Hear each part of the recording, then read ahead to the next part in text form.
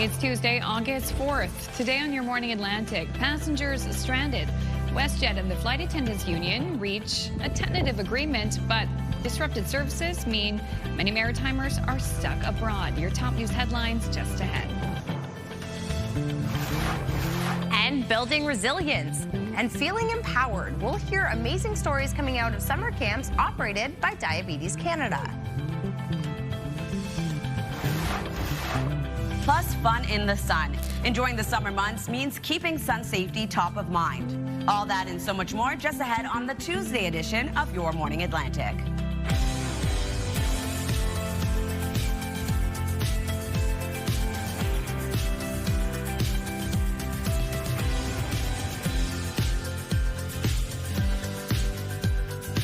Hey, good morning, Atlantic Canada. It is just turning 6:01, 6:31 if you are in Newfoundland and parts of Labrador. Welcome, good morning, happy Tuesday, masking as a Monday.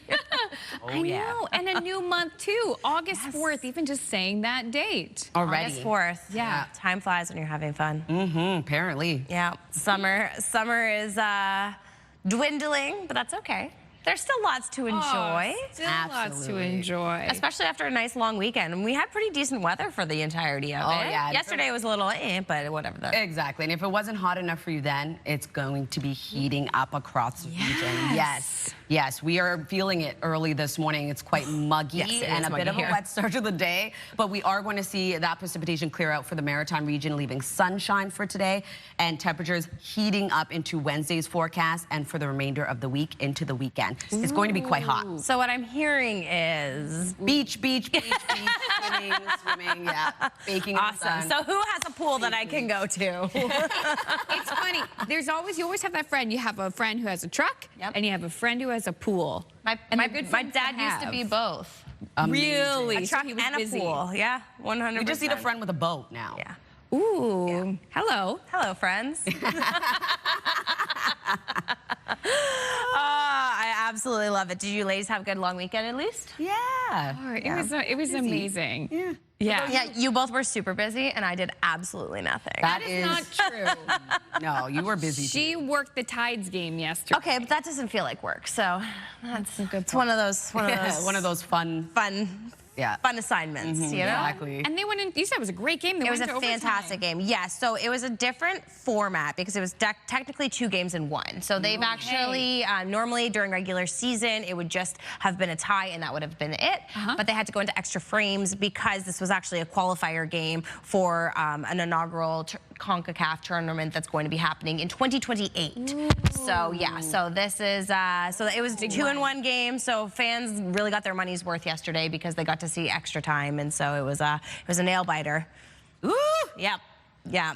And the weather pretty much held off, but it was sticky. Yeah. And that's happening again this morning. Absolutely, yes. Early this morning, it's going to feel quite muggy. It's a bit breezy, too, windy for parts of Atlantic Canada. Here's a look at Halifax early this morning. A cloudy, foggy, wet start to the day. Still seeing a few showers and or drizzle to start your day, but into the afternoon, we will be seeing the return of sunshine as precipitation clears out for all 3 maritime provinces. As of right now, quite hot this morning. 21 degrees in Sydney, 19 in Halifax, 23 starting off your day in Charlottetown with 17 in Fredericton, 14 degrees early this morning in Labrador City, 14 into St. John's, Newfoundland. We do have a rainfall warning for parts of Labrador ending early this evening. So here's a look at our satellite and radar precipitation across Atlantic Canada. As I mentioned, clearing out of the Maritime region, leaving sunshine into the afternoon, while Newfoundland and Labrador holding on to showers and or periods of rain. Here's a look at our wind forecast. Going to be a windy day ahead. As of right now, 37 kilometers per hour into Charlottetown, 33 into Grand Etang, 31 in North Cape with 30 into Moncton as well as into Halifax. Wind gusts getting up to 54 kilometers per hour in Grand Etang and Charlottetown, 50 in Canso, 59 in Bathurst. We'll take a look at your long-range forecast just ahead, but first a look at your local news with Amanda. Thank you, Latavia. Despite a tentative deal between WestJet and the union representing about 4,400 flight attendants, some Maritimers are still left stranded with little to no answers. The flight board was littered with cancellations on Monday at Halifax Stanfield, and planes stuck grounded. Among those left in limbo are dozens of New Brunswick-based scouts and scout leaders stranded in Copenhagen, and a father-daughter duo trying to find additional nights in Calgary before coming home to St. Stephen. At first, we weren't given any information, and then we were randomly reassigned and rescheduled to different flights, just kind of randomly flying through with different airlines, some with different airlines.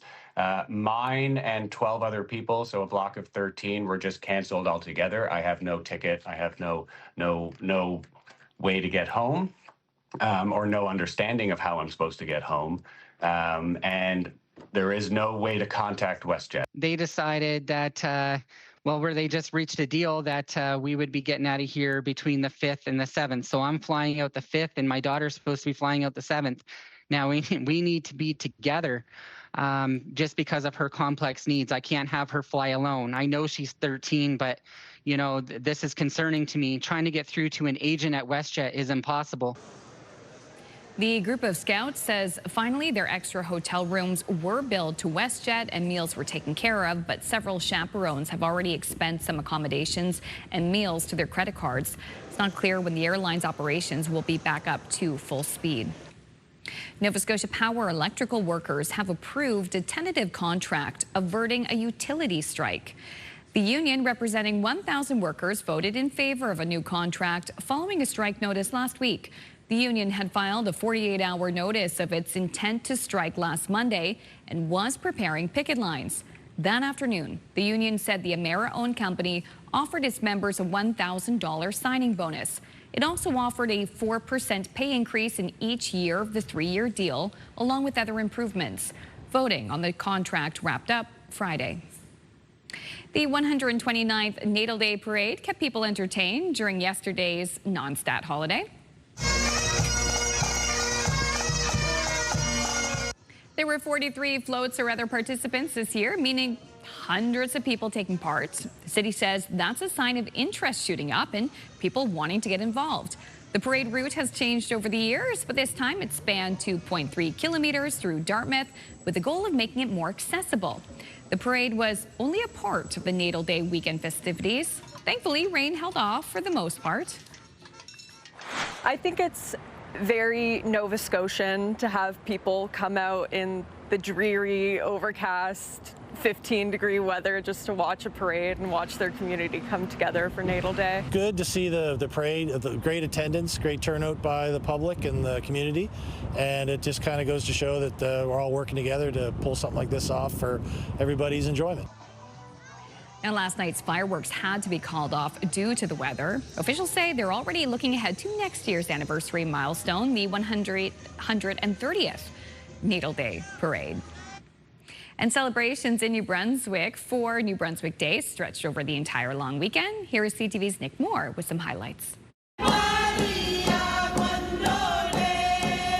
Official celebrations for New Brunswick Day 2026 were held in Grand Falls on Monday. This is a really special community, and we like to use New Brunswick Day to shine a light on the unique communities of New Brunswick. Hundreds attended the event's opening ceremony, which was moved inside due to rain, hosted by New Brunswick Premier Susan Holt and Grand Falls Mayor Bertrand Beaulieu. It also gives us an opportunity to show what really Grand Falls is all about.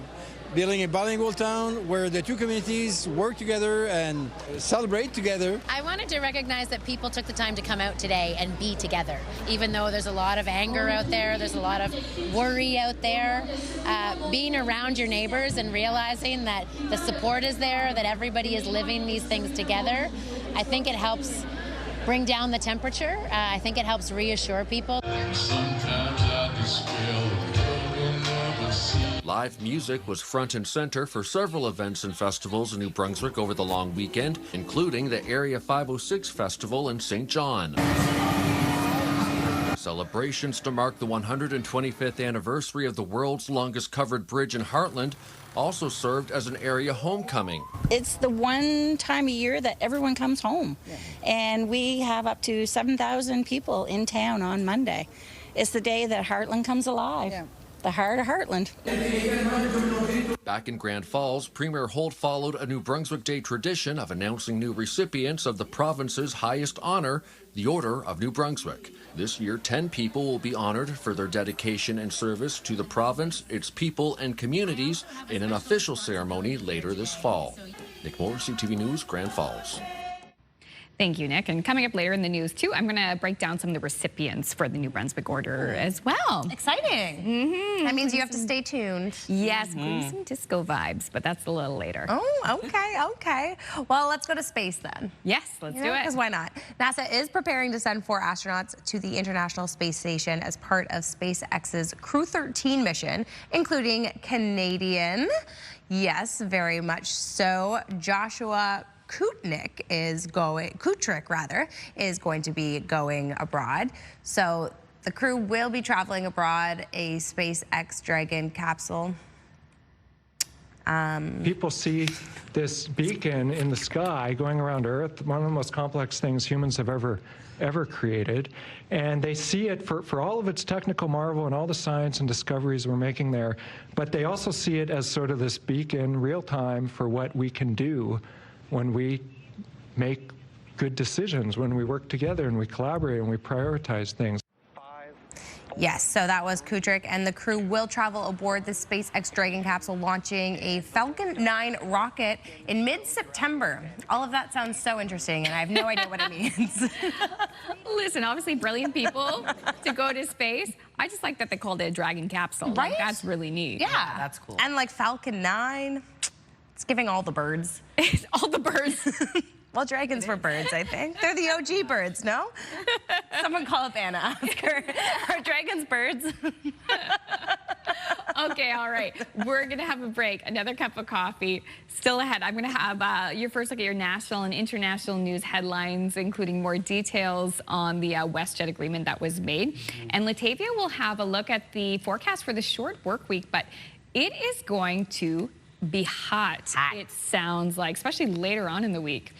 All right, we're going to take our first break here as we take a live look at Moncton on Main Street. You can see some wet weather there. Full forecast is up next.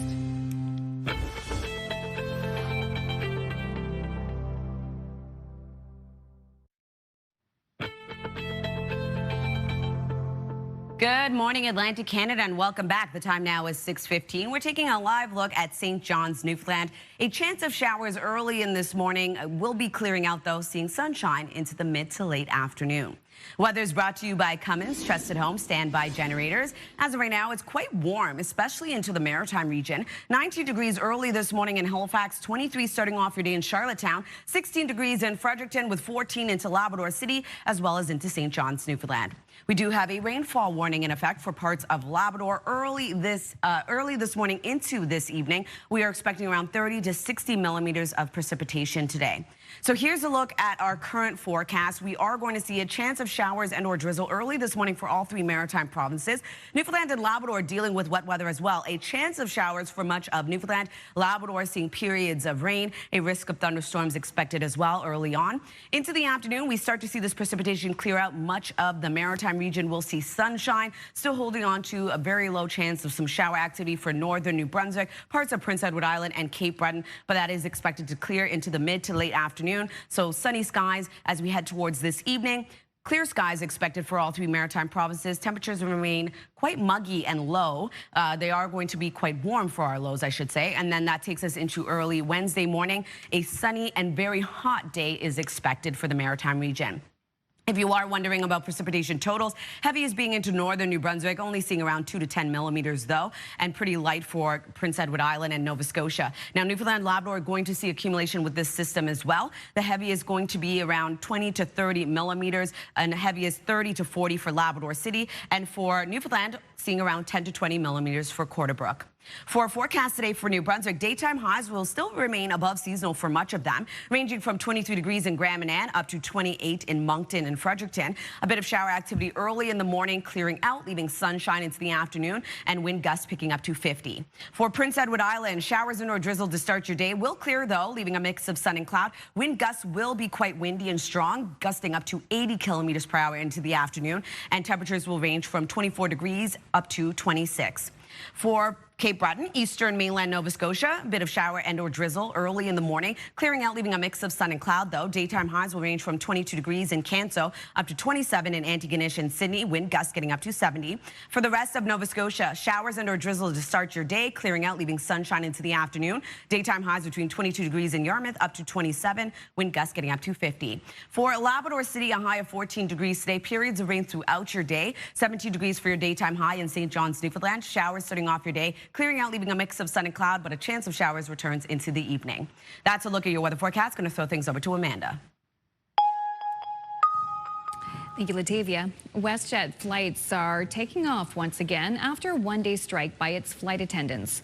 The two sides reached a tentative agreement overnight Sunday, but the airline says it will take several days before the network is fully back on track.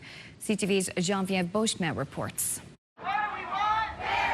After that one day on the picket line, WestJet's flight attendants are heading back on board with a tentative deal that the union says addresses issues of unpaid work and wages. Passengers and the public in general has been incredible on this issue of unpaid work.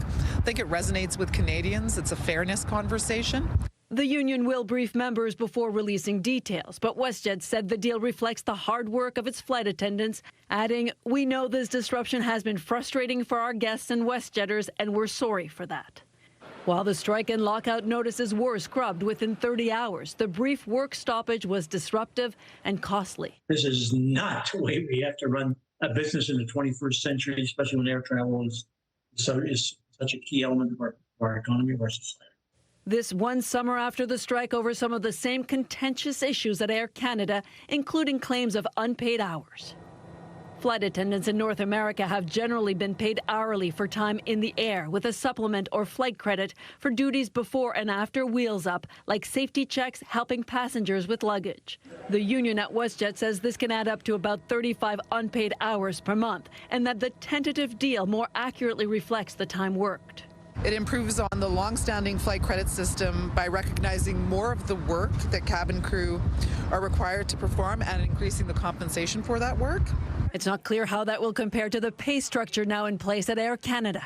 The union in that case wanted 100 cents on the dollar. They ultimately agreed to a step grid where it ultimately went to about 70% of an hourly rate for up to an hour. And unlike the Air Canada dispute, Ottawa did not step in. And in a post on X, the federal Minister of Jobs and Families said the federal government and Canadians welcome the news that the parties have reached a deal together at the bargaining table. The union said it was important the agreement was reached through the collective bargaining process with no government intervention. It's to be ratified within 30 days. WestJet and the union say they're working hard to ramp up operations and get back to normal as soon as possible. Geneviève Beauchemin, CTV News, Montreal. Stateside, the first two deaths related to the outbreak of a diarrhea-causing parasite have been confirmed. Health officials in Michigan say the two victims both had underlying health conditions. The cyclospora outbreak has been traced to lettuce from Mexico that was served at restaurants in 9 U.S. states. The contaminated lettuce is also linked to about 2,000 cases, including at least 98 hospitalizations. U.S. President Donald Trump says it's Iran's last chance to make a deal after calling off the threat of major strikes. I want to give him every last chance before decapitation. Very tough to do what we have planned, still planned. We'll see what happens. Iran denies any talks with the U.S. are happening, but says it is negotiating with Oman over reopening the Strait of Hormuz. Trump responded online, blasting Iran's leadership as, quote, unbelievably duplicitous. Another break here on Your Morning Atlantic. When we return, we will have your must-see moment from our colleagues at TSN. Your Morning Atlantic will be right back. Please stay with us.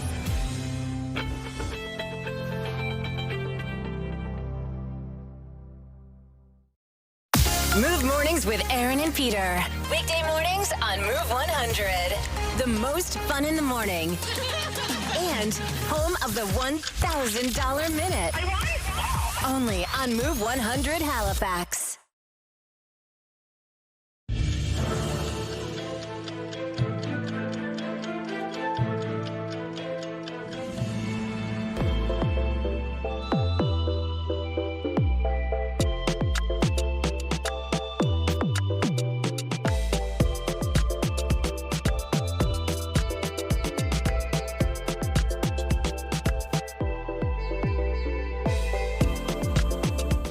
Wild. Yeah. And with the space theme. Who knew? Time now to check in with our friends at TSN Sports Center for today's must-see moment. Matt Scooby inside the Sports Center newsroom with your must-see moment from Monday. For it, we head to Houston, where the Astros were hosting the Blue Jays. Bottom of the fourth, Taylor Trammell hits one deep to center. Miles Straw tracking, makes the nice leaping grab at the wall. However, Trammell apparently thought he hit it much further because rounding the bases, he thinks it was a home run. Little celebration with the third base coach, but once he crosses home plate, someone finally tells him, hey, that ball was caught, didn't go out. And I think the lack of celebration from his team or the fans would have alerted him. That is your must-see moment from Monday. Now, tonight on TSN, the Hlinka Gretzky Cup continues with Canada taking on Slovakia. Coverage begins 7 p.m. Eastern, 4 Pacific. That's all for now from the Sports Center newsroom. Have a great day.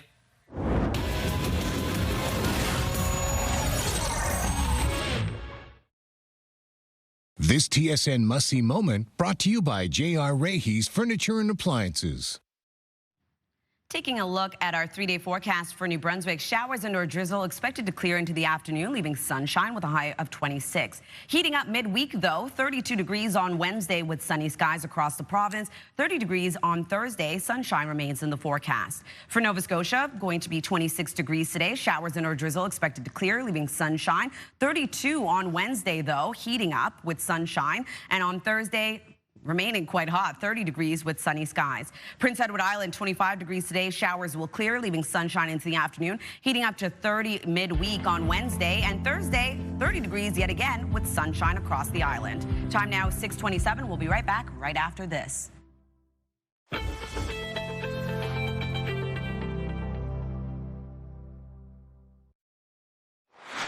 Coming up this half hour, it's the Move Morning Chat. And today we want to know what's still on your summer bucket list. Join us for that conversation in about 15 minutes on the Tuesday edition of Your Morning Atlantic.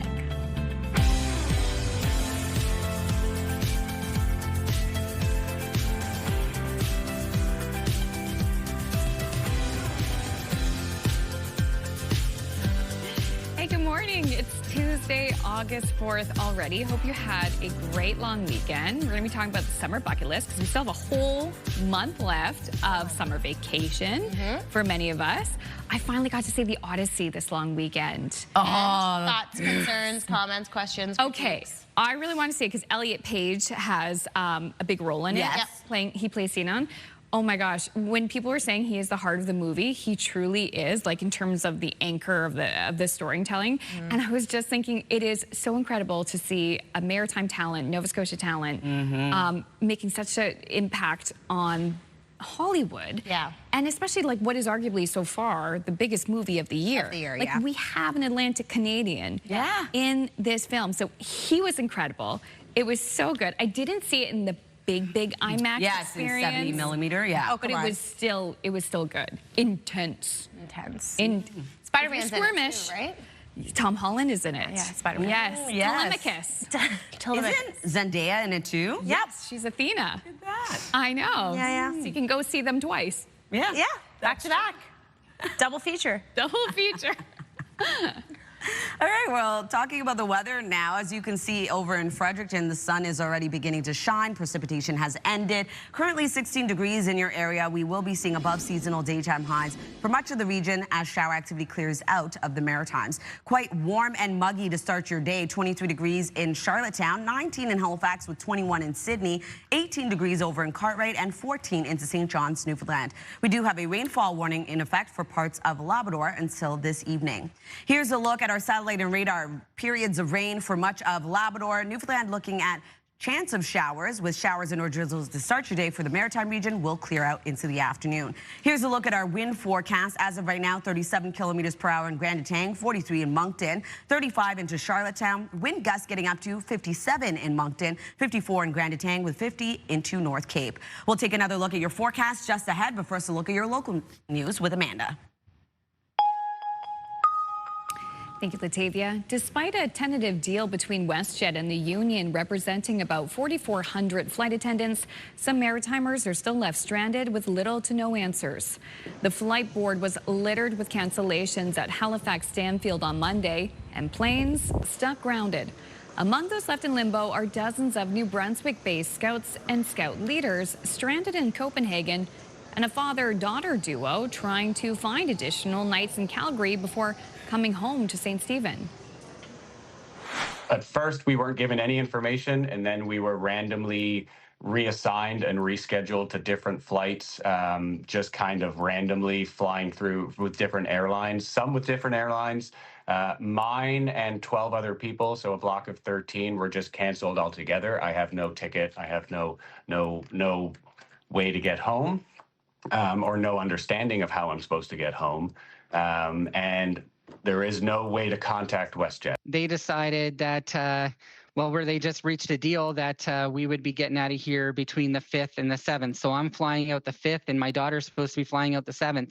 Now, we need to be together just because of her complex needs. I can't have her fly alone. I know she's 13, but, you know, this is concerning to me. Trying to get through to an agent at WestJet is impossible. The group of scouts says finally their extra hotel rooms were billed to WestJet and meals were taken care of, but several chaperones have already expensed some accommodations and meals to their credit cards. It's not clear when the airline's operations will be back up to full speed. Nova Scotia Power electrical workers have approved a tentative contract averting a utility strike. The union, representing 1,000 workers, voted in favor of a new contract following a strike notice last week. The union had filed a 48-hour notice of its intent to strike last Monday and was preparing picket lines. That afternoon, the union said the Emera-owned company offered its members a $1,000 signing bonus. It also offered a 4% pay increase in each year of the 3-year deal, along with other improvements. Voting on the contract wrapped up Friday. Police in New Glasgow are this morning looking for help in finding a missing senior. 82-year-old Scott Anthony Grant was reported missing late Monday night. He was last seen at 8:30 p.m. leaving the Aberdeen Regional Hospital. Police described Grant as being 5'1" and 174 pounds. They say there is concern for his well-being. Anyone with information on his whereabouts is asked to contact police or Crime Stoppers. Two communities along the Canada-U.S. border will continue a long-standing celebration of friendship this week amid the ongoing trade war between both countries. The 53rd International Homecoming Festival will return to St. Stephen, NB, and Calais, Maine on Wednesday and will run until Sunday. An opening ceremony handshake between the mayors of both towns will officially start the festival tomorrow. Just before that, a rubber ducky race will be held down the St. Croix River with about 100 volunteers who will be on hand to retrieve them from the water. So the theme for 2026 is through the years. It's sort of an idea about going back in time, and people could think about all the themes that have happened in the festival since 53 years. This weekend will also include a parade which will maneuver its way through both communities and a fireworks show over the St. Croix River, which will be visible from both towns. Finally, New Brunswick has awarded 10 new recipients the province's highest civilian honor. Patsy Gallant, known as Canada's Queen of Disco, and 9 other recipients of the Order of New Brunswick were announced yesterday in Grand Falls. Prominent Mi'kmaq filmmaker Brian J. Francis and digital safety researcher Dr. Ali A. Gorbani were also among the new inductees. The order is awarded to current or former long-term residents who demonstrate individual excellence. The 2026 recipients will be formally invested into the order during a ceremony at the Legislature in November. Cool. Well, thank you for that. Yeah, you're welcome. So fun. You're welcome. And guess what? I have more news to come over the next 3 hours. What? I'm shocked. No, but it was nice to have like a breakdown of all the recipients. Yes, and there's even more. So that's just a few. We have the full list up on our website, ctvnewsatlantic.ca, so you can find the list. Amazing. There. We love a good celebration, you know? A nice homecoming. Unfortunately, we're not going to have a nice homecoming for Raptors Kawhi Leonard because we are going to have to keep waiting, unfortunately. The NBA's investigation into whether the Los Angeles Clippers exploited salary cap loopholes to pay Leonard could drag into 2027 or beyond. So if the parties don't agree on the findings or any proposed settlement that involves punishing the team, the Clippers deny that any wrongdoing happened, leaving Toronto's reported trade for the former Finals MVP in limbo. Ooh. Celebrated too soon. Celebrated too soon. He should have stayed. Shy guy Kawhi. Shy guy Kawhi. Yeah. I remember during that time, a number of different restaurants in Toronto put up Kawhi Eats Free. You try to encourage him to stay. encourage him to stay. I wonder if they'll honor that if he comes back. I don't know. It might be under investigation. Yeah. You never know. Who knows? We shall see. We shall see. Okay. What will be, will be.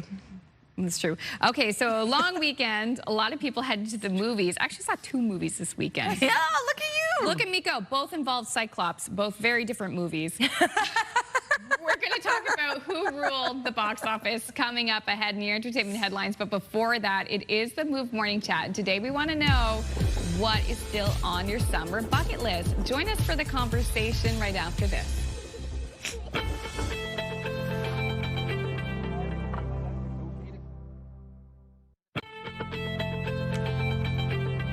Good morning, Atlantic Canada. The time now is 6:42. We're taking a live look at Charlottetown. Quite more warm early this morning on this Tuesday. 22 degrees to start your day. Expecting a bit of shower activity early in the morning. Looks like you're not currently seeing any precipitation, and we are going to see sunshine into the afternoon. As of right now, quite muggy across much of the region. 19 degrees in Halifax, 16 starting off your day in Fredericton, 17 degrees in Happy Valley Goose Bay, 14 into St. John's, Newfoundland. We do have a rainfall warning in effect for parts of Labrador until early this evening, expecting rainfall between 30 to 60 millimeters. Here's a look at our forecast timeline. So showers and or drizzle to start your day for parts of all 3 maritime provinces. Now Labrador will be looking at periods of rain, a risk of thunderstorms, and also seeing a bit of shower activity early this morning with a chance of showers across much of Newfoundland. Into the afternoon, we will be seeing this precipitation clear out for all 3 maritime provinces, bringing sunshine back around. Temperatures remain above seasonal for much of our daytime highs. And then into tonight, it is going to remain quite clear for all 3 maritime provinces. Temperatures quite warm for our lows. And that will take us into early Wednesday morning. A sunny and very hot day is ahead. If you're wondering about precipitation totals, heaviest being 5 to 10 millimeters for Campbellton for the maritime region. And then for Labrador, we will be seeing up to 30 to 40 millimeters for Labrador City, 10 to 20 expected for Corner Brook. Here's a look at our forecast today. Above seasonal daytime highs for much of the province. New Brunswick looking at highs between 23 degrees in Grand Manan up to 28 in Fredericton and Moncton. Shower activity to start your day clearing out, leaving sunshine into the afternoon. Wind out of the west, 30 gusting to 50. For Prince Edward Island, showers and or drizzle to start your day as well. Will clear, leaving a mix of sun and cloud into the afternoon. Daytime highs between 24 to 26, wind gusts of 80. For Cape Breton, eastern Nova Scotia, also a bit of a wet start to the day. We are going to see that clear out, leaving a mix of sun and cloud into the afternoon. Daytime highs between 23 degrees in Amherst up to 27. Wind gusts getting up to 70. For the rest of Nova Scotia, showers and or drizzle starting off your day clearing, leaving sunshine into the afternoon. Highs will range from 22 degrees in Yarmouth up to 27. And then for Labrador City, we're looking at a high of 14 degrees, periods of rain throughout your day. 17 degrees into St. John's, Newfoundland. A chance of showers will start your day, but will clear, leaving a mix of sun and cloud. A chance of showers is expected to return, though, into the evening hours. That's a look at your weather forecast. Going to throw things over to the Move Morning Chat.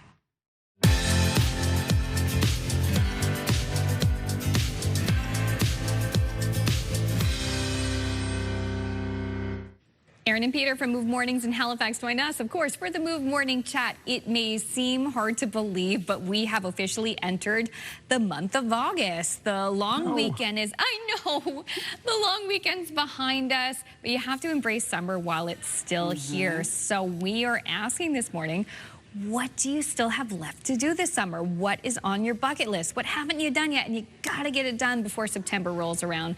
Aaron and Peter, what do you got to do? Well, I want to tell you, I have something huge left on the summer bucket list. And I'm kind of sad that it hasn't happened yet, but it is going to happen. It really is. We are lucky enough to have a cottage. It's close to Antigonish. And we have yet to be at the cottage. We have yet to open up the cottage. And it's just that it's been so busy so far this summer with work events and with family commitments and all the rest. But listen, I'm pledging right now that the cottage is going to be open very, very soon. We're going to bring it up to, summer standards. It's going to be great. And then, no, September means nothing to me. It's going to continue into September, which we all know is a fabulous month in the Maritimes, and into October as well. So I am going to extend this season as if summer is actually starting now and ending, I don't know, Thanksgiving weekend. And so opening up the cottage is still on our bucket list. I know someone who can go to your cottage anytime, Peter. I'm just volunteering us girls here, okay? Yeah. Listen, you don't want to be there before I get the lawn mowed and get everything. Yeah, I'm doing that work. I don't want to do the work. All right, left on my summer bucket list, before September, I want to do something that I've been wanting to do for years, and I want to go hike Cape Split. Kings County, Nova Scotia, right on the beautiful Bay of Fundy. I have wanted to do this for so long, and I don't know if I've always just made the excuse, it's too hot. It's going to take 4 or 5 hours. I'll do it on a cooler day. But this summer, it is my goal to hike Cape Split. I want to pack a beautiful lunch, go for those views on the top, and I just know I'm going to love it. So that is on my summer bucket list. Erin, it is epic. You have to do it. The good news is it's still beautiful in September and October and the fall. Still a great time to do it. So if you don't do it this summer, you will. But give yourself the day. Driving from Halifax to the valley and then doing the hike, enjoying the view.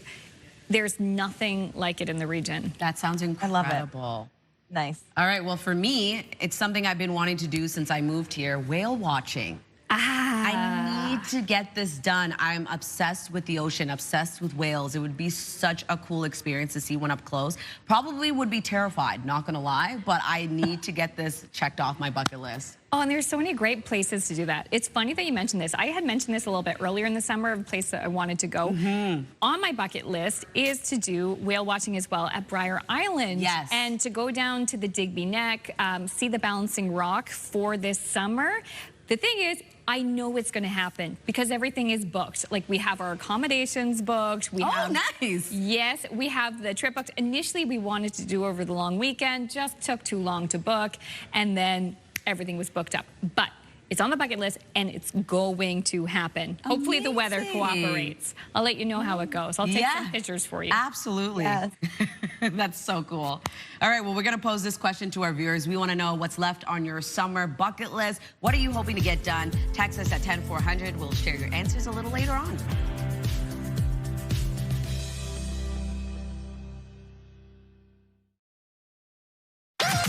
The #1 morning show in Halifax. Turk, Megan, and Amateur Alex. And home to the biggest artists. Halifax's #1 hit music station. 101.3 Virgin Radio.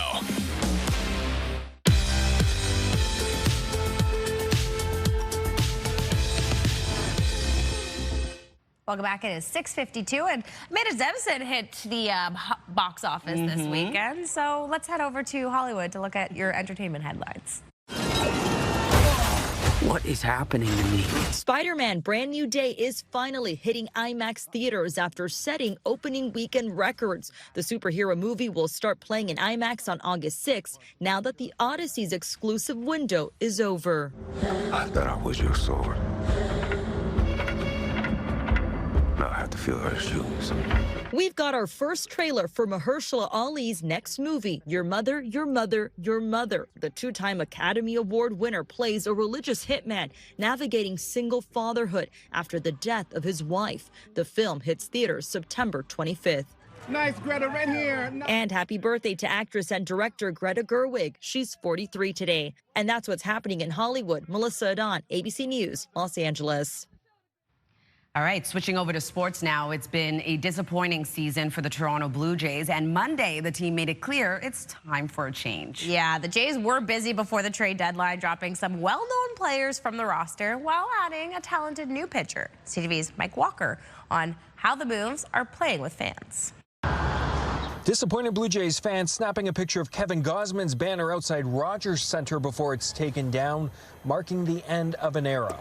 with the starting pitcher traded to the Chicago Cubs. Been such a fabulous player, you know, for his career. I understand the team decision, as painful as it was. Very sad. He's been fantastic for the Blue Jays for the 5 seasons. Loved watching him. Brilliant in the playoffs last season. Gausman, who was one of Toronto's most reliable pitchers, played his final game for the Blue Jays on Saturday. The veteran pitcher, who is in the final year of his contract, received a standing ovation as he walked off the mound.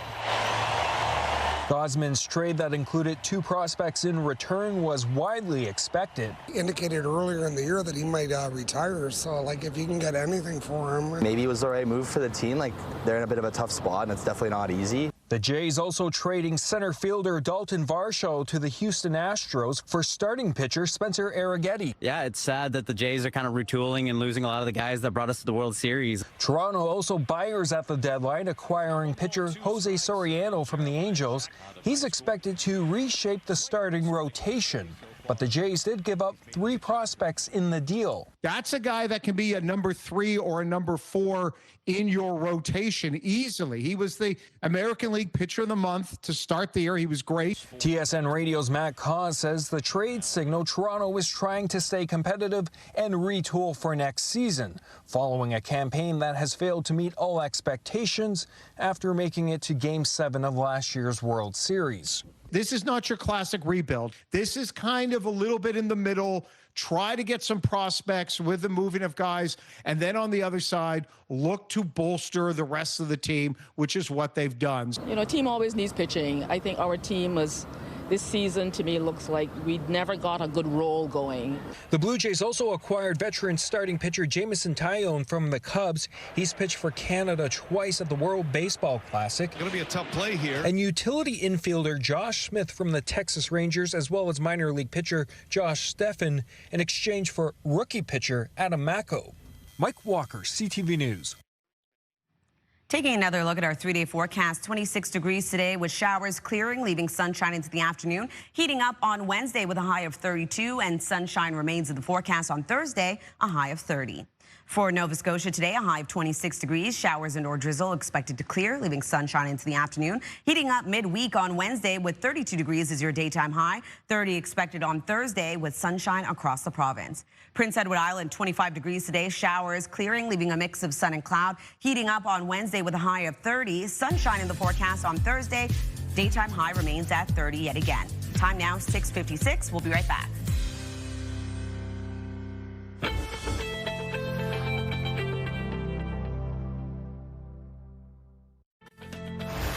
Tuesday, August 4th. Today on Your Morning Atlantic, passengers stranded. WestJet and the Flight Attendants Union reaches a tentative agreement, but disrupted services mean many Maritimers are stuck abroad. Your top news headlines just ahead. And making a difference for youth living with diabetes. We'll learn about a summer camp in our region that's truly changing lives. That's coming up next on Your Morning Atlantic.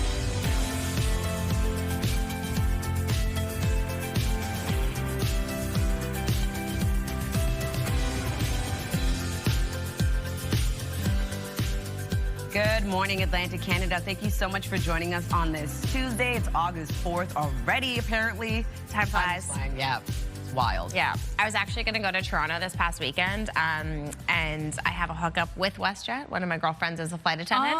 Okay. So I didn't go preemptively, and good thing, because I wouldn't be here today. That is very true. Which is a struggle. You're in for Crystal for week number 2. Yes. Crystal's enjoying some nice vacation time. Yeah, we would have been calling you up being like, I think you got to do a Zoom interview with us. Yeah, 100%. Do it from Toronto, live, reporting live from my sister's kitchen. Yeah. Could have been done. You know, I would have had the French Bulldogs with me, so that would have been entertaining guests as well. Plus. That would have been really nice. Well, it's a good thing. I think you made a good judgment call. Yes, yeah. I mean, knowing full well that that was coming down the pipeline. Again, like I said, my girlfriend is a flight attendant with WestJet, so I did have that insider intel.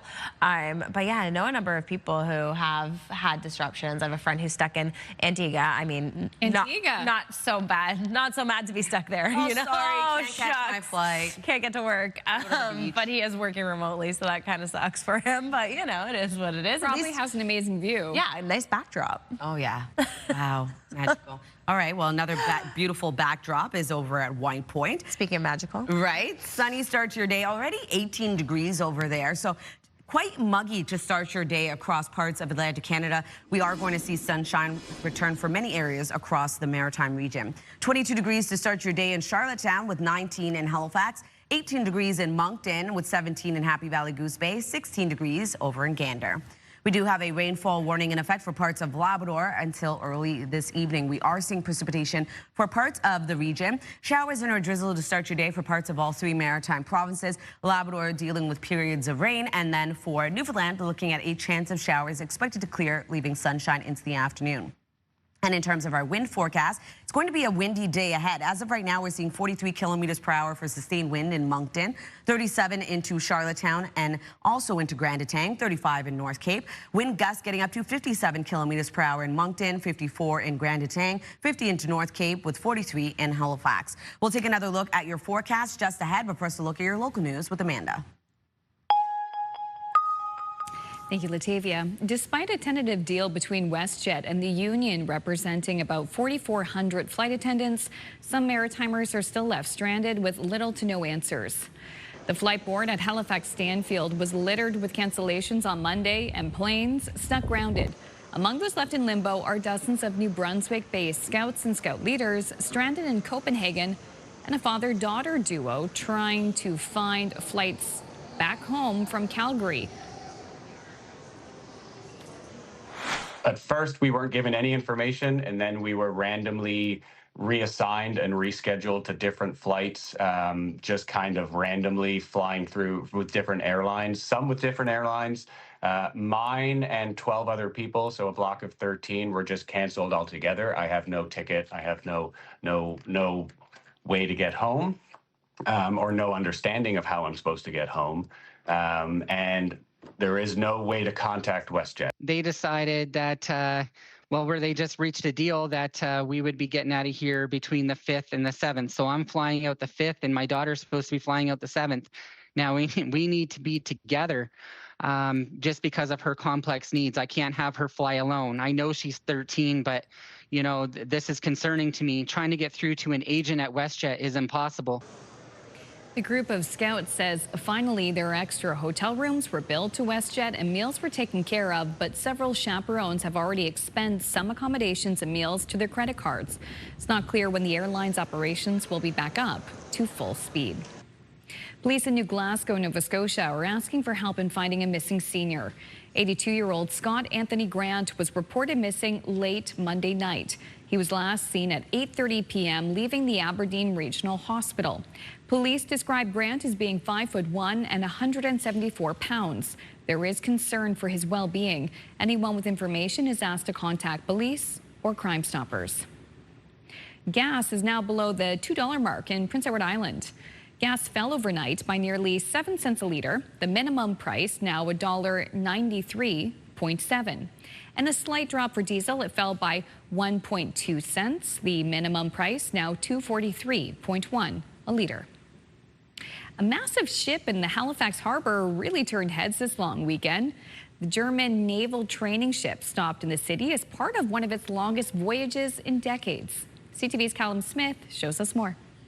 Measuring over 81 meters long and having been a training opportunity for more than 18,000 cadets, the Gorchfock is a German icon. Its captain says stopping in Halifax is important to honor 75 years of Canadian-German relations. But more than that, we also have a very strong Canadian-German defense cooperation. This is one of the ship's longest voyages in decades, starting back in early April, featuring stops in France, Spain, Bermuda, and several American cities for Sail 250 activities and racing her 3 active so-called sister ships. While the original Gorchfock is now a museum ship, long lines formed to get a closer look at this one, launching nearly 70 years ago. Unbelievable that we get so much attention here in Halifax. I mean, we are here just for us, for regular port visitors. No sailing event, no other tall ships. People come to us just to see and visit Gorchfock. That's a great honor for us. Climbing aboard was a unique opportunity, especially for this German man who calls Canada home. A piece of home for sure. I thought I got to go on there. it's once in a lifetime, and how is the chance coming from BC and all of a sudden see the gorge fog here? Like, it's like, wow, incredible, but beautiful ship. It's also taught cadets soft skills, says midshipman Eric Schultz. How to get used to sleep deprivation, how to get used to pulling on ropes all the time. I mean, setting the sails, it's all manpower. So you can't just say, no, today I'm not feeling like it. You just have to do it. The ship is relocating to HMC Dockyard for a crew swap and 2 weeks of training before departing for Iceland, then home. Crossing the Atlantic, North Atlantic, during that time is quite something. We will expect high winds and high seas, of course. And therefore, that's nautical-wise probably the most challenging part of this whole journey for us. Callum Smith, CTV News, Halifax.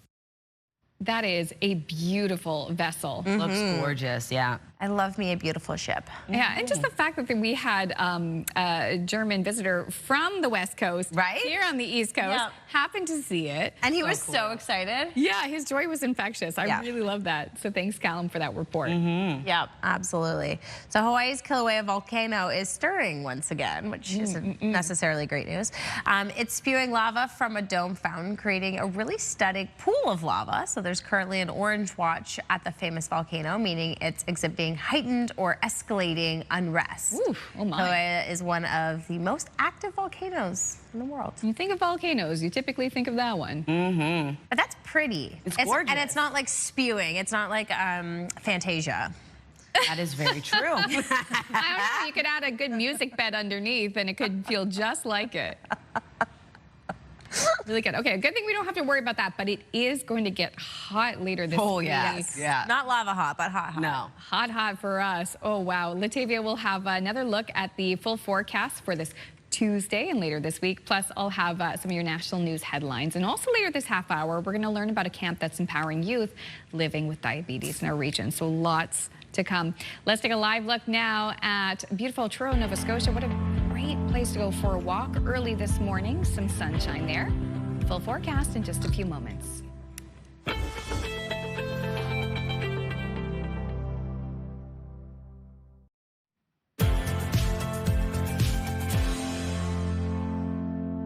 Welcome back. The time now is 7:11. A gorgeous start to the day over in McAdam. The sun is shining early this morning. Currently 16 degrees as you head outdoors. A bit of a breezy start to the day as well, with wind gusts getting up to 50. Weather is brought to you by Cummins Trusted Home Standby Generators. Temperatures already quite warm for parts of Atlantic Canada. 22 degrees as you start your day in Charlottetown, 19 in Halifax, 16 degrees in Fredericton with 17 into Happy Valley Goose Bay, 15 degrees in St. John's, Newfoundland. We do still have a rainfall warning in effect for parts of Labrador, ending early this evening, expecting around 30 to 60 millimeters of precipitation. So here's a look at the current system tracking across the region. Showers and or drizzle to start your day for parts of all three maritime provinces. A chance of showers for Newfoundland and for Labrador. Periods of rain with the risk of thunderstorms is expected. Into the afternoon, we start to see this precipitation clear out of the maritime region, leaving sunshine for all three maritime provinces. Above seasonal daytime highs, clear skies into the overnight hours. Quite muggy, though, today, so something to keep in mind when you are heading out. Into tonight will remain warm, and we will be seeing those clear skies take us into early Wednesday morning, as we do have sunny day ahead, but also going to be a very hot day ahead as well. If you're wondering about precipitation totals, looking at around 2 to 5 millimeters for Bathurst, 5 to 10 for Campbellton, and then for Newfoundland and Labrador, seeing heavier rainfall expected, 30 to 40 millimeters for Labrador City, and looking at 10 to 20 millimeters for Corner Brook. For our forecast today for New Brunswick, daytime highs will range from 24 degrees in Grand Manan up to 28 in both Fredericton and Moncton. Showers will clear, leaving sunshine across the province. Wind gusts will get up to 50. For Prince Edward Island, showers and or drizzles to start your day will clear out, leaving a mix of sun and cloud into the afternoon. Daytime highs will range from 24 degrees in Charlottetown up to 26 today. And then for Cape Breton, eastern Nova Scotia, also seeing a bit of precipitation to start your day, clearing out though, leaving a mix of sun and cloud into the afternoon. Pretty windy day ahead out of the southwest. West, 40 gusting to 70. And we are going to see daytime highs ranging from 23 degrees in Canso up to 27 in Antigonish and Sydney. Then for the rest of Nova Scotia, shower activity will clear as well, leaving sunshine into the afternoon. Highs will range from 22 degrees in Yarmouth up to 28 in Halifax, wind gusts getting up to 50. And then for Labrador City, 14 degrees today for your daytime high. Periods of rain expected throughout your day. 17 into St. John's, Newfoundland. Showers expected to clear, leaving sunshine, but returning into the evening hours.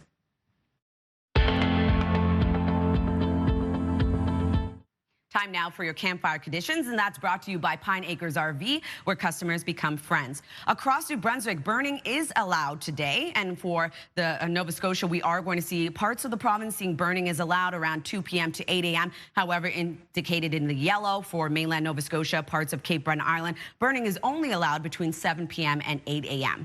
For Prince Edward Island, burning is allowed across the island today around 2 p.m. to 8 a.m. So always make sure to check for a fire ban, check for those municipal bylaws as well. Keep fires small and under control and never leave a fire unattended. And make sure that a fire is out before you head to bed or leave your campsite. Now we're going to throw things over to Amanda. Thank you, Latavia. Some WestJet planes started flying again yesterday afternoon, and more are expected in the air today after a short-lived strike and lockout by its cabin crew. About 4,400 flight attendants walked off the job early Sunday to back contract demands over pay concerns. A tentative deal was reached early Monday, but not before inconveniencing thousands of passengers who had to navigate flight cancellations on a long holiday weekend. As Maritimers crunch numbers and budgets, trying to keep the cost of living in check, a new study is highlighting a long list of significant financial pressure points. CTV's Paul Hollingsworth with more on what's causing the most anxiety.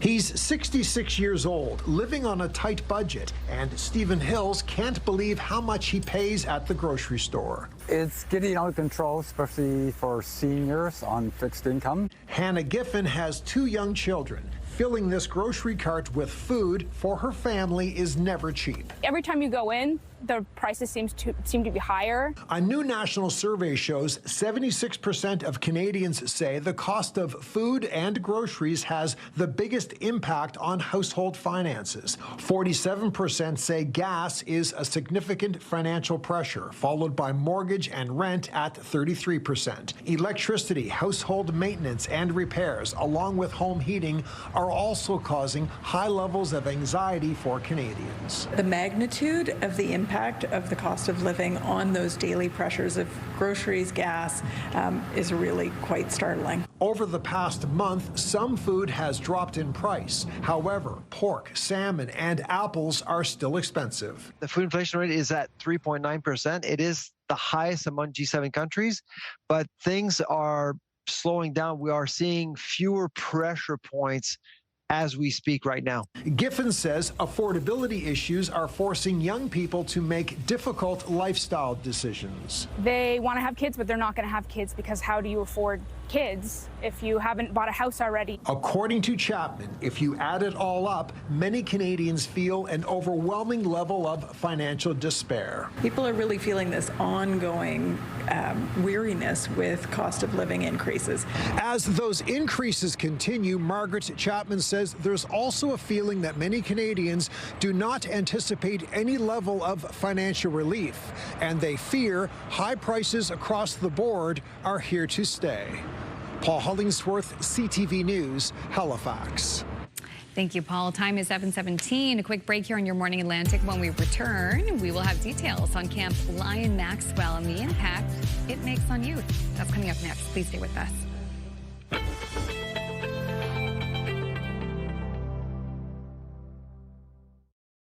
Move Mornings with Aaron and Peter.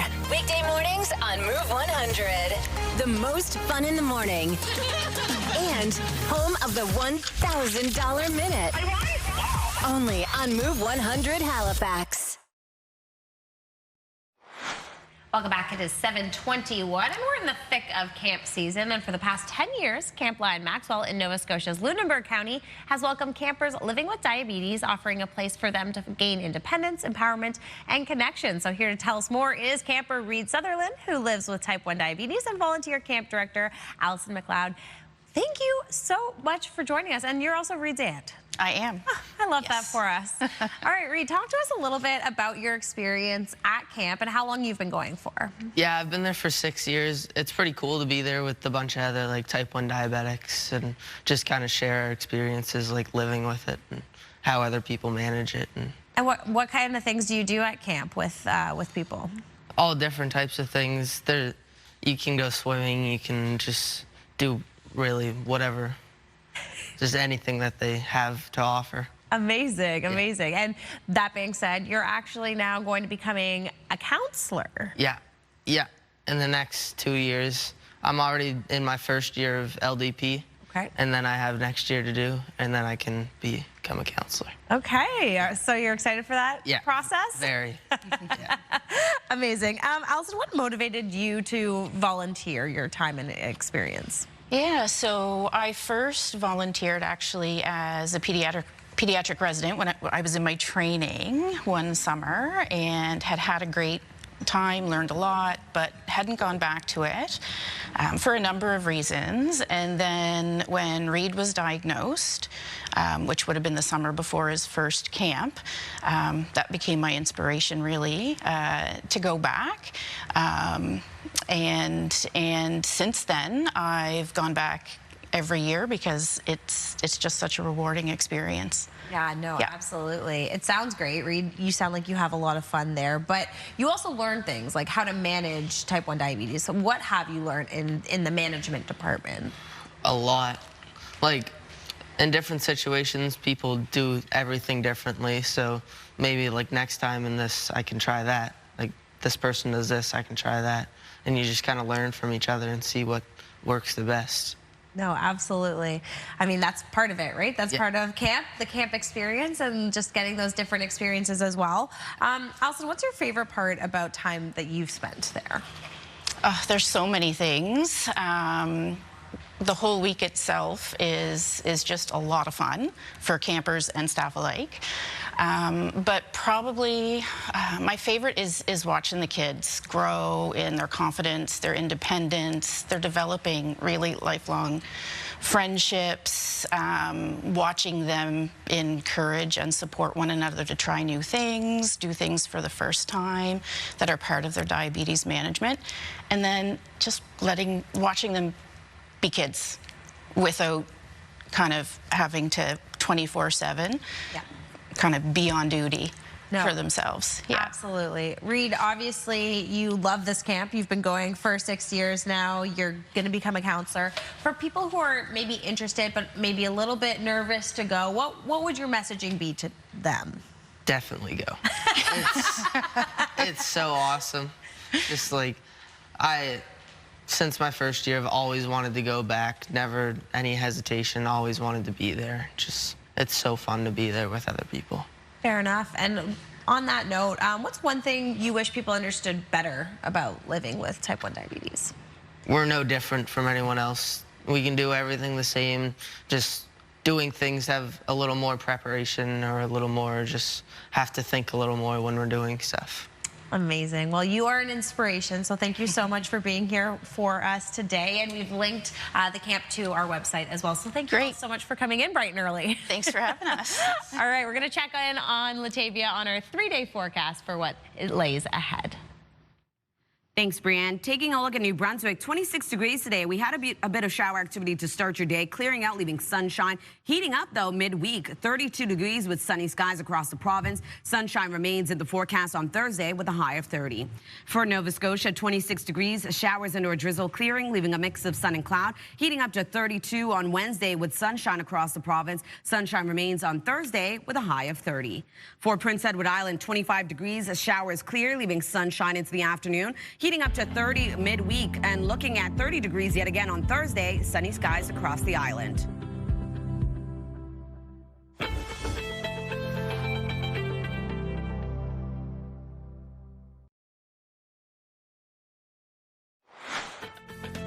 Still ahead, fun in the sun. Believe it or not, we are already a few days into the month of August. And while you're outside having a blast, it is important to take the right precautions. We'll get advice from the experts on sun safety later this half hour on Your Morning Atlantic.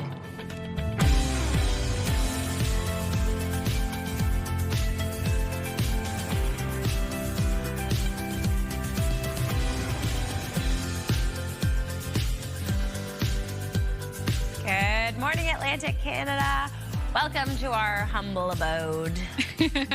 That is a nod to, oh, here goes my brain. Oh, no. Oh, no.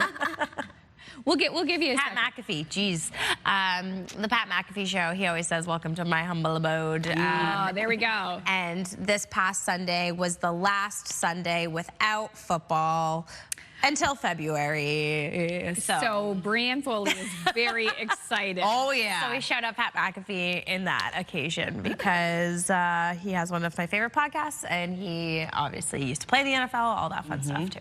So. Good to know. Brian also came in with her Patriots jacket this morning. I sure did. Ready to go. 'Tis the season. I also wore, as soon as August hit, I started wearing Patriots gear. So, you know, it is what it is. And I was at the gym yesterday, and a lady came in her Eagles sweater, and I took out my headphones, and I was like, it makes me so happy to see that you're repping the Eagles, because that means it's football season. Right?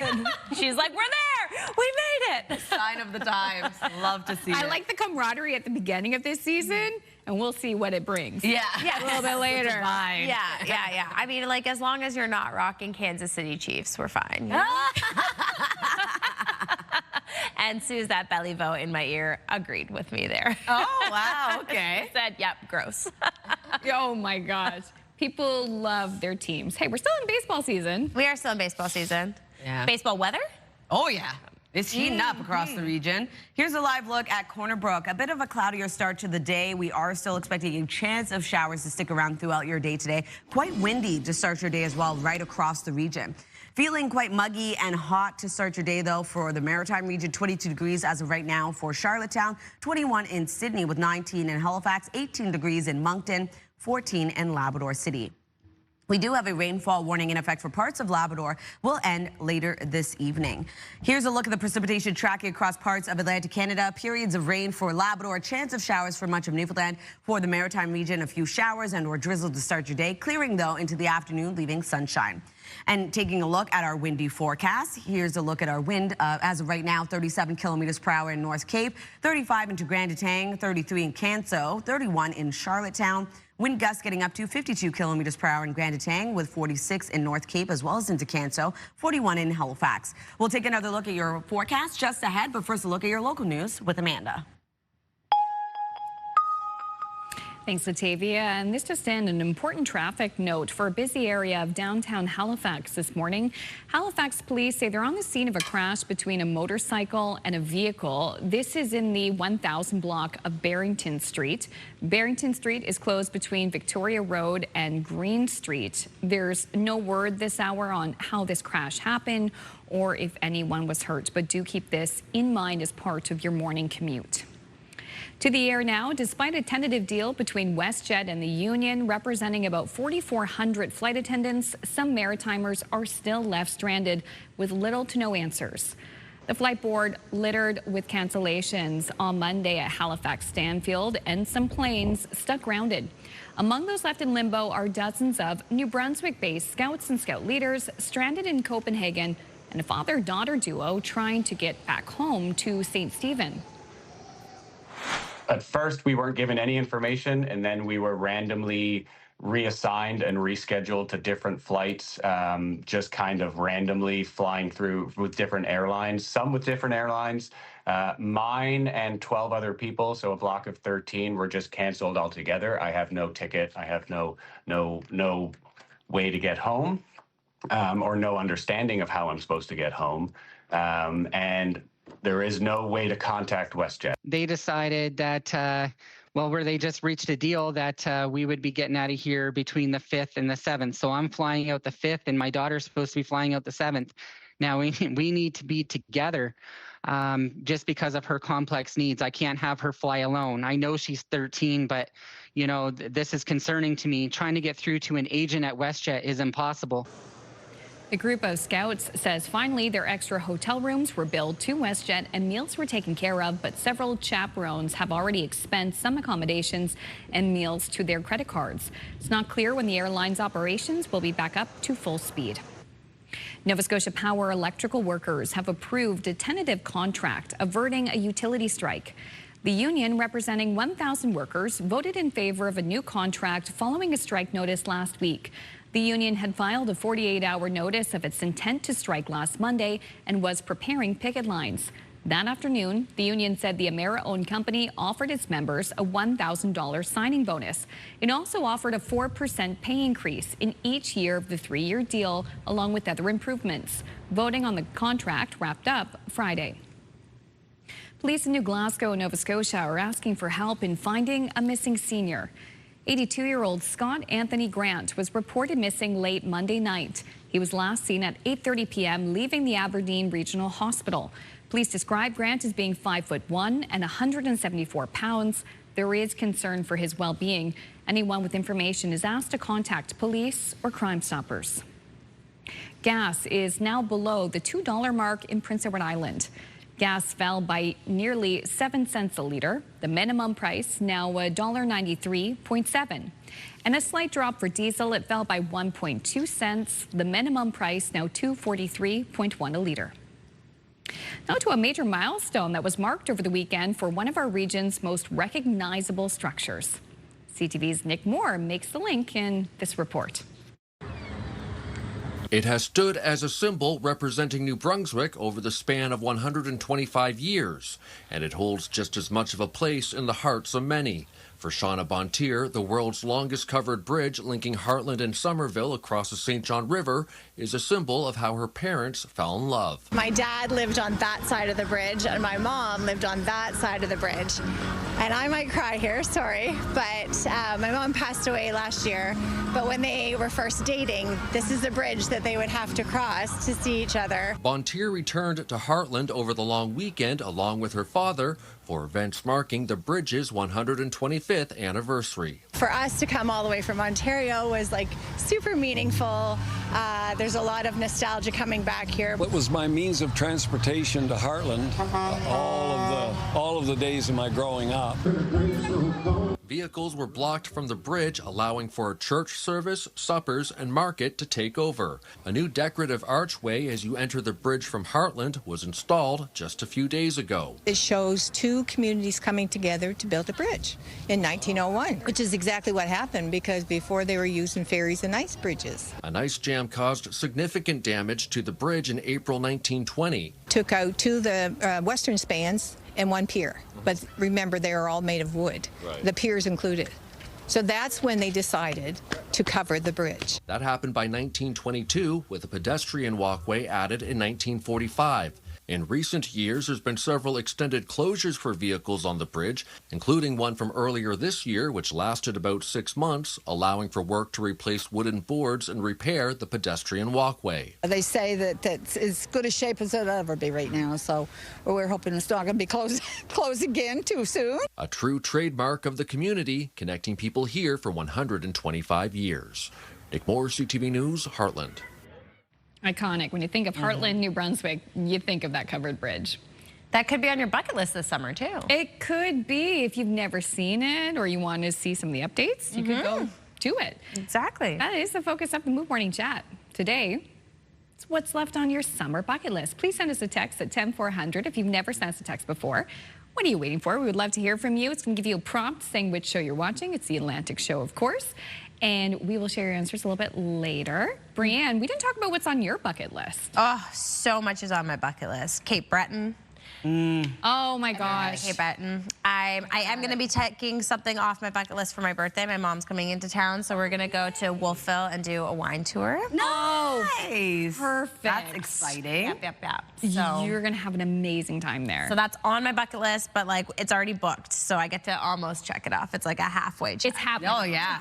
Just a few weeks. Yeah. Woo. Yeah, so that's exciting stuff. But we'll take a break now. Yep, still ahead. Latavia has a look at the weather forecast. Also, too, staying safe while having fun this summer. We're keeping some sun safety top of mind in this month's edition of the Medivy Health Connect. Please stay with us. You're watching Your Morning Atlantic.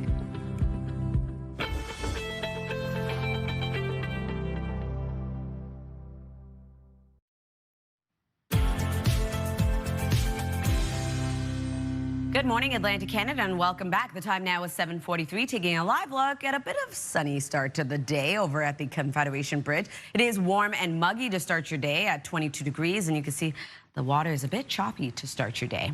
Weather is brought to you by Cummins Trusted Home Standby Generators. As of right now, it is 20 degrees in Halifax, 21 in Sydney, 16 degrees starting off your day in Fredericton, with 18 degrees in Happy Valley, Goose Bay, 16 over in St. Anthony. We do have a rainfall warning in effect for parts of Labrador due to some precipitation moving in, bringing around 30 to 60 millimeters expected today.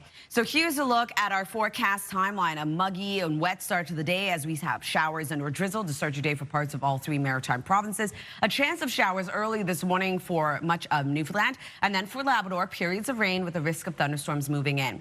For our afternoon forecast, we are going to see precipitation begin to clear out for the maritime region, leaving sunshine. Above seasonal daytime highs headed our way, holding on to precipitation for both Newfoundland and Labrador.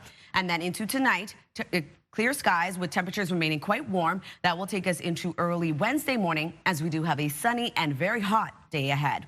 If you're wondering about precipitation totals, heaviest for Campbellton, 5 to 10 millimeters, pretty light for the rest of the maritime region. For Labrador, heaviest being 30 to 40 millimeters for Labrador City, and for Corner Brook, looking at around 10 to 20 millimeters. For our forecast today for New Brunswick, above seasonal for much of the province today. Daytime highs will range from 24 degrees in Grand Manan up to 28 in Fredericton and Moncton. Showers will clear, leaving sunshine across the province today, with wind gusts getting up to 50. For Prince Edward Island, highs between 24 to 26. Shower activity to start your day, clearing out already and seeing sunshine into the afternoon. Wind will pick up with gusts of up to 80. For Cape Breton, eastern Nova Scotia, pretty much the same. A bit of precipitation to start your day, clearing out though, leaving a mix of sun and cloud. Wind gusts of 70 with highs between 23 degrees in Canso up to 27. Then for the rest of Nova Scotia, shower activity to start your day, clearing, leaving sunshine though. Daytime highs returning between 22 degrees in Yarmouth up to 28 in Halifax. And then for Labrador City, we do have periods of rain throughout your day today with a high of 14, 17 degrees into St. John's, Newfoundland. Shower activity to start your day, clearing out, leaving a mix of sun and cloud, but returning into the evening. While Newfoundland and Labrador still holding on to a bit of precipitation in our forecast for Wednesday. Lots of sunshine for all 3 maritime provinces, heating up as well. It's going to be a very hot day ahead. We're looking at the humidex ranging between 38 to 40. That carries into our forecast for Thursday. Another sunny and hot day ahead. So keeping in mind sun safety, we're going to check out the Medavie Health Connect. The Health Connect segment is brought to you by Medavie. Life lived fully. We are in the midst of summer, and Atlantic Canadians are spending more time outdoors. While we continue to do so and enjoy that lovely weather we're seeing, it's always important to keep in mind safety when heading out. For the newest edition of Medavie Health Connect, we welcome Chantel Galinsky, an advanced care paramedic and operations manager with our partners at Medavie Health, Newfoundland and Labrador. Good morning, Chantel. Hi, good morning. Thank you so much for having me. It's a pleasure. And we want to know, in your experience as a paramedic, what are some of the most common health issues you see during the summer months? So during the summer, we definitely see an increase in heat-related injury and illness, the traumatic injuries related to outdoor activities and water activities. And when it comes to heat-related illnesses during the hot weather, of course, what are some warning signs of heat exhaustion and heat stroke? Yeah, so heat stroke is kind of the first warning sign that your body is getting overheated. So you could have excessive sweating, dizziness, you can be starting to become weak and lightheaded. And that's kind of your warning sign that your body is getting overheated. Next kind of step would be getting into heat stroke. And so this is considered a medical emergency. People will tend to stop sweating, so the skin becomes very warm and dry. You can start having confusion. They can even lose consciousness. The internal temperature would be 40 degrees Celsius or above, and that is when you would need medical assistance. So calling 911 if someone is showing signs of heat stroke. Absolutely. It's very important to keep track of your symptoms if you are outside and soaking up that sunshine. So if people are out in more remote or rural areas this summer, what should they keep in mind? So stay hydrated, be aware of the weather. So check weather reports and even water reports. So if you're going out on the water, making sure that there's no excessive waves or changes of tides, so, that you would have an unexpected change. So be aware of where you're going and the types of weather that's going to be present. Keeping a charged phone, so if anything does happen, that you can call for help. Letting someone know where you're going. So if you're going anywhere out in the wilderness or out on the water, making sure someone knows where you are and when you're expected back. And if an emergency does happen, have a plan. Make sure you're able to relay the information to the 911 dispatchers, where you are and how to get to you. Absolutely. And we're hearing more about, electronic scooters and e-bikes being used during the summer months. So what is the biggest risk and how can people ride them safely? So the common injuries we see are related to hitting vehicles or pedestrians, either them hitting or getting hit while using one of these devices. So number one, wear a helmet. Any kind of vehicle or equipment that moves, make sure you're wearing a helmet. Be aware that e-bikes and e-scooters move a lot faster than their counterparts, and sometimes that can overwhelm people, just the speed that they're able to get to. People should practice and be very proficient with braking and maneuvering these devices before they go out onto busy areas. And if you are using roadways, to make sure you obey the rules of the road. Absolutely, definitely things to keep top of mind. So many of us are obviously outside enjoying festivals and concerts during the summer months. Are there any safety precautions people should keep in mind when attending events? Absolutely, and we have a lot of festivals during the summertime. Number one is making sure you know where the emergency exit routes are, where the first aid tent or where the security tent is. So if you do need help, where to access it. Make sure you stay hydrated, dress for the weather, and this comes with preparing, looking at weather reports, make sure you know what kind of weather to expect while you're going to be at a festival or at an outdoor event. If you do need assistance, going to the next security person you find or a worker for the event, they would be able to assist you and be able to get resources to you. If you're going to be drinking alcohol, make sure you do it responsibly and alternate with water, especially if you're an outdoor event. We have festivals that last all day, making sure that you're alternating with water throughout the day. Absolutely. Well, thank you so much for joining us, Chantel. Thank you so much. And that was Chantel Galinsky, an advanced care paramedic and operations manager with our partners at Medavie Health. Now we're going to throw things over to Amanda Devison for health and medical news. Thank you, ladies. And a Montreal man is sharing his grief and story of loss, hoping to raise awareness about ovarian cancer, an often deadly disease because it's typically found at an advanced stage. But as CTV's Kelly Gregg reports, there is hope on the horizon for earlier detection.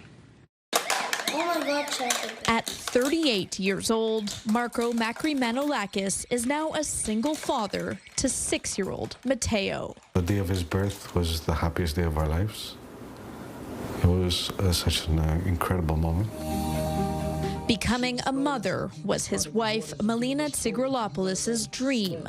But since 29 years old, she had battled ovarian cancer. And the worst part's about to begin. Each piece of good news hard fought through the bad, like the day they found out their surrogate would be having a boy.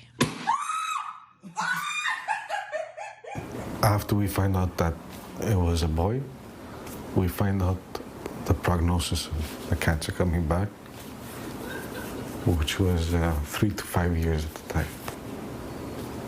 So we're heartbroken. Melina's cancer was only detected after surgery. By then, it was already stage 3. There was no real screenings at the time, especially for someone that's so young. And that's a common problem with the disease. By the time the women get symptoms, the cancer has grown to quite an extensive stage. It's estimated 680 women will be diagnosed with ovarian cancer in Quebec this year. For the past decade, Dr. Lucy Gilbert has been developing an early detection test that's now awaiting Health Canada approval for commercial use. By taking these cells from the uterus, we can detect it at its very early stage. Come with me to chemo today. Now, at the very same hospital where she was receiving treatment, a room bears Melina's name. Find something you can hold on. In the last months of her life, she had the opportunity to take a family vacation to Costa Rica. They had also planned to celebrate her birthday early, but in the end, she didn't make it. She always told me that when it becomes a miracle for her, she will let me know. So the day she passed, it was the first time she actually said, sorry. It was the first time I heard her tell me that she was tired.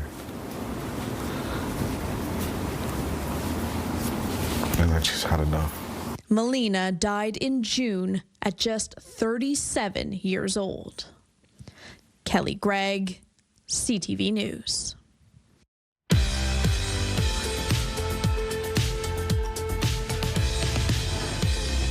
We have just one milestone to pass along for today, but it is a 63rd anniversary for Bruce and Audrey Lumsden of Melbourne Square, Nova Scotia. 63 years together. Aw, happy anniversary.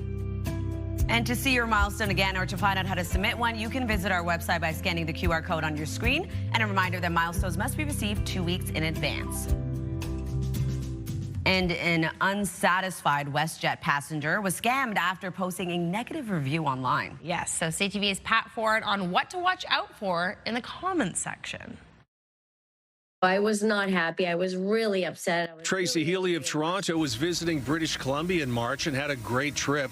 But when she was to fly home in April, she missed her first flight. She did make it to Vancouver Airport for her connecting flight, but was not allowed to board. So I'm sitting at the airport and I'm panicking because I need to get back home to Toronto and I have work the next day. Healy decided to vent her frustration by contacting WestJet through social media. I log on to Facebook and then I found the WestJet customer service Facebook group. She says almost immediately she got messages from people claiming to be WestJet employees who wanted to help. We want to make this right for you. We're going to give you a refund and we're going to pay for your flight home. Healy says she was asked for her credit card and banking information so they could give her a $3,000 refund. But instead, the money was taken out of her account. I got scammed $3,000 from somebody claiming to be a WestJet customer service rep in Kenya. When CTV News reached out to WestJet, a spokesperson said WestJet will never request payment or sensitive personal information through unofficial channels such as unsolicited WhatsApp messages, calls, or non-verified social media accounts. Criminals will monitor the comment section of so many recognizable brands. Cybersecurity experts say you should avoid posting comments online and not interact with companies through social media platforms. Only deal with them through regular channels. Reach out to us through our published phone number and we will help you. Nothing else should be trusted. Healy says she should have noticed some red flags, but says she was frazzled and frustrated being stuck in an airport. I can't believe I fell for this. He caught me at a moment when I was primed for the picking. Pat Foran, CTV News.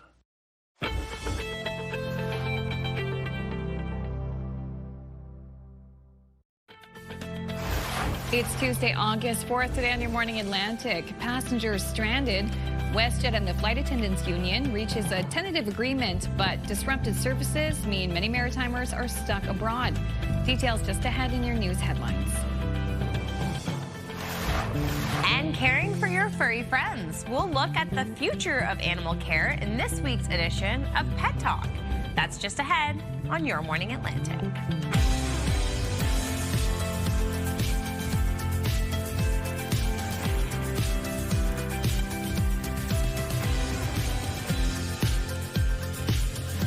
Good morning, and thank you so much for joining us. It's 8 o'clock on your Tuesday morning, not Monday. No, not Monday. Nope. Hope you had a great long weekend. Ours was a mixture of rest, relaxation, seeing some friends, doing activities, but also getting stuff done around the house. Yeah. Yeah, we went to Kent like 3 times. Ooh. Yeah, to get stuff. First was for wasp killer.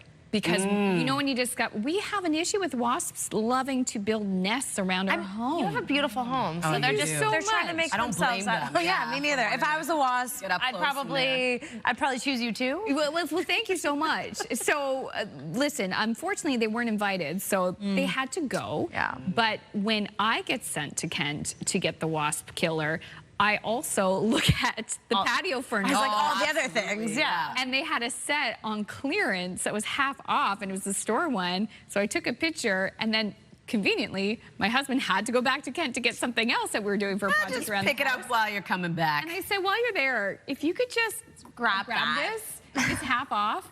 So, and then when he was like taking this little bistro set out, someone tried to stop him and say, "Oh, where'd you get that?" He's like, "This is the last one." There you go. Snooze, you lose. Yeah, We love at that our for house. But I'm glad you got it. Yeah. Yeah, exactly. I love when you walk in for one thing and you're like, wait a second. There are more things I want for my home. Yeah. Is it patio weather today? Oh, yeah. Well, there you go. You get to enjoy I'm it. going to enjoy the new bistro set. I love this for you. Maybe I'll come over and enjoy it with you. Maybe. Why not? Maybe. Oh, goodness. I'm teasing. Okay, I'm one of the wasps. I got it. I'm going to add an extra seat. You're so kind. No wasps. As you can see over at Burcoat Head, the sun is shining early this morning. It's very breezy across the region, too. Strong winds expected for parts of Atlantic Canada, but that sunshine sticking around for the Maritime region as precipitation begins to clear out. 20 degrees to start your day in Halifax with 22 in Charlottetown, 16 degrees in Fredericton, 18 in Happy Valley Goose Bay, 15 in St. John's. We do have a rainfall warning in effect for parts of Labrador until early this evening. So here's a look at our precipitation. A chance of showers and or drizzle early this morning for the Maritimes will clear, leaving sunshine. For Labrador, periods of rain throughout the day and a chance of showers remains for much of Newfoundland. For our wind forecast, 35 kilometers per hour in Grand Etang with 37 into North Cape, 30 in Moncton, 26 in Halifax. Wind gusts getting up to 52 kilometers per hour in Grand Etang with 50 in Sydney, 46 in Canso and North Cape. We'll take another look at your forecast just ahead. First, a look at your local news with Amanda. Thanks, Latavia. And we begin with an important traffic note for a busy area of downtown Halifax this hour. Halifax police say they're on the scene of a crash between a motorcycle and a vehicle. It's on the 1000 block of Barrington Street. Barrington Street is closed between Victoria Road and Green Street. There's no word this hour on how the crash happened or if anyone was hurt. On the ground, despite a tentative deal between WestJet and the union representing about 4,400 flight attendants, some Maritimers are still left stranded with little to no answers. The flight board was littered with cancellations Monday at Halifax Stanfield, and some planes stuck grounded. Maritime travelers are among those left in limbo. At first, we weren't given any information, and then we were randomly reassigned and rescheduled to different flights, just kind of randomly flying through with different airlines, some with different airlines. Mine and 12 other people, so a block of 13, were just canceled altogether. I have no ticket. I have no way to get home, or no understanding of how I'm supposed to get home. And there is no way to contact WestJet. They decided that where they just reached a deal that we would be getting out of here between the 5th and the 7th. So I'm flying out the 5th, and my daughter's supposed to be flying out the 7th. Now, we need to be together just because of her complex needs. I can't have her fly alone. I know she's 13, but, you know, this is concerning to me. Trying to get through to an agent at WestJet is impossible. It's not clear when the airline's operations will be back up to full speed. Two communities along the Canada-U.S. border will continue a long-standing celebration of friendship this week amid the ongoing trade war between both countries. The 53rd International Homecoming Festival returns to St. Stephen, New Brunswick and Calais, Maine on Wednesday, and it will run until Sunday. An opening ceremony handshake between the mayors of both towns will officially start the festival tomorrow. Just before that, a rubber ducky race will be held down the St. Croix River with about 100 volunteers who will be on hand to retrieve them from the water. So the theme for 2026 is through the years. It's sort of an idea about going back in time, and people could think about all the themes that have happened in the festival since 53 years. This weekend will also include a parade which will maneuver its way through both communities and a fireworks show over the St. Croix River, which will be visible from both towns. New Brunswick has awarded 10 new recipients the province's highest civilian honor. Patsy Gallant, known as Canada's Queen of Disco, and 9 other recipients of the Order of New Brunswick were announced yesterday in Grand Falls. Prominent Mi'kmaq filmmaker Brian J. Francis and digital safety researcher Dr. Ali A. Gorbani were also among the new inductees. The 2026 recipients will be formally invested into the order during a ceremony at the Legislative Assembly in November. Skin cancer is the most common of all cancer types, but the wait times for dermatologists can be long. And as CTV's Callum Smith reports, a Halifax dermatologist is hoping a new pilot project in the community will help triage patients and get faster treatment for urgent cases.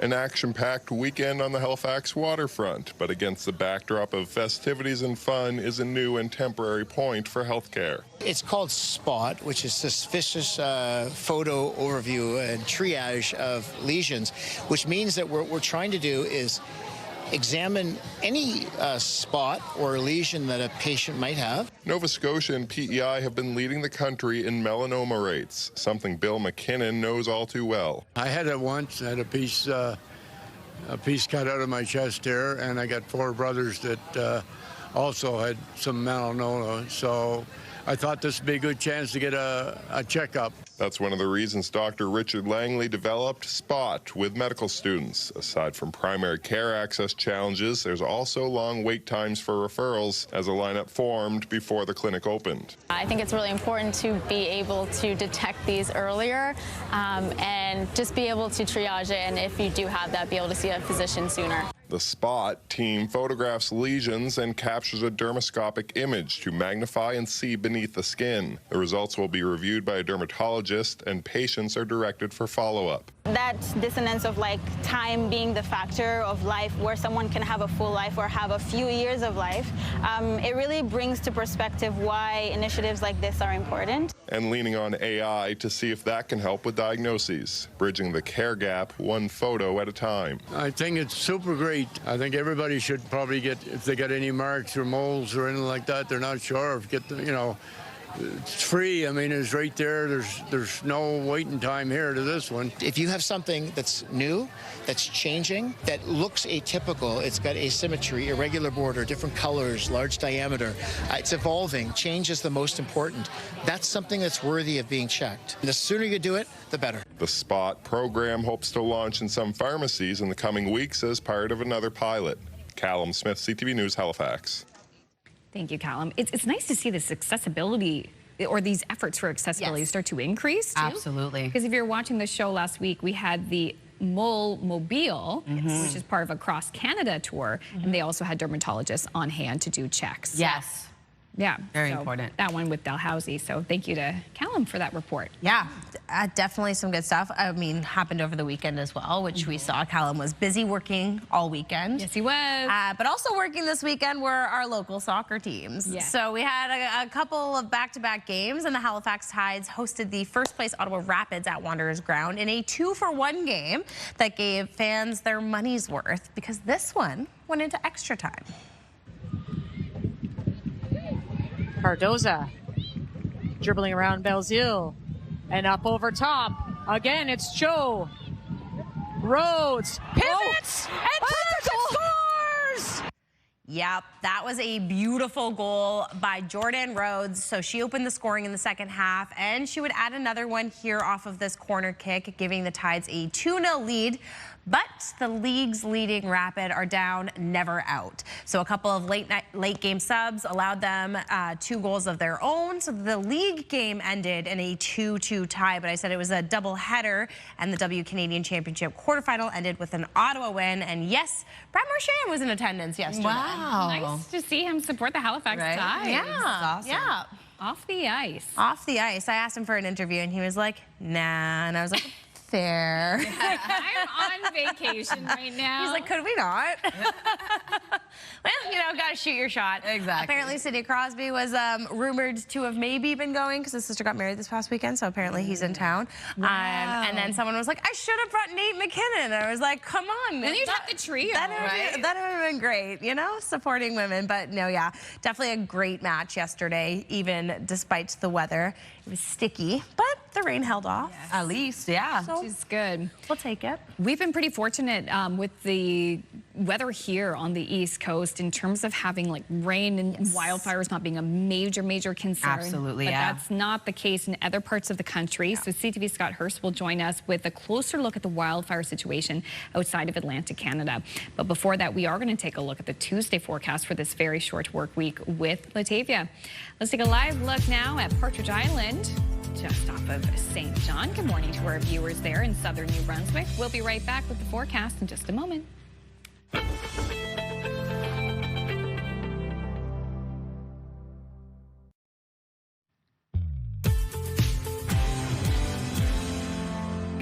Morning Atlantic, Canada. The time now is 8:14. Taking a live look at Blue Nose Drive. A beautiful sunny start to your day. Pretty clear skies early this morning as precipitation moves out of your area. Weather is brought to you by Cummins Trusted Home Standby Generators. Heating up, quite muggy to start your day for the Maritime region.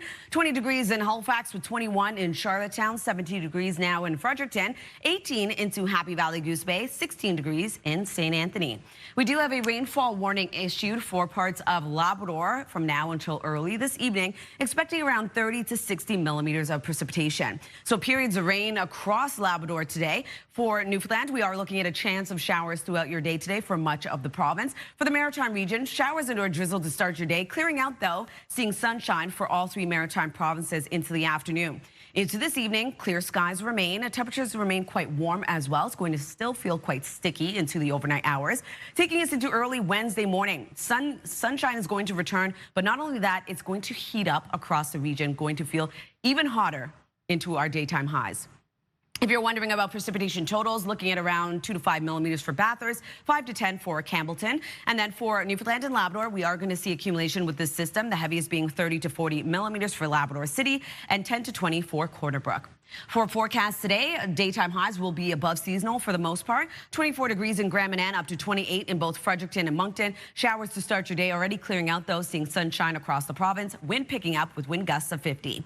For Prince Edward Island, highs will range from 24 to 26 degrees today. Shower activity clearing out, leaving a mix of sun and cloud. Going to be a very windy day ahead with wind out of the southwest, 50 gusting to 80.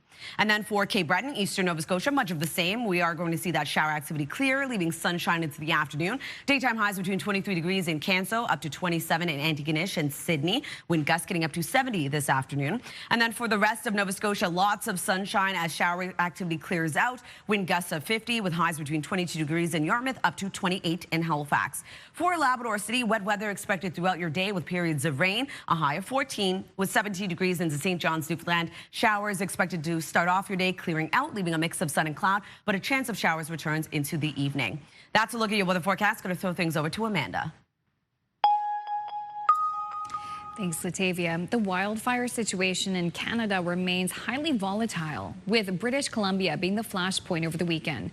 As of late Monday, there were about 120 fires burning across BC, with about 50 classified as out of control. For more on this, we bring in CTV's Scott Hurst. Scott, can you give us a bigger picture of the wildfire situation across the country right now? Amanda, good morning. Right across the country, there are roughly 770 wildfires burning, with more than half considered to be out of control. And so far this wildfire season, these flames have devoured more than 37,000 square kilometers.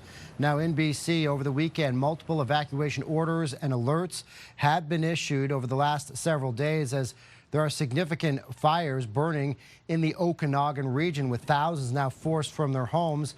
This is yet another significant firefight that are impacting communities, impacting people's lives and livelihoods, and people now wondering if their homes, cabins, and other structures might be there when they're able to return.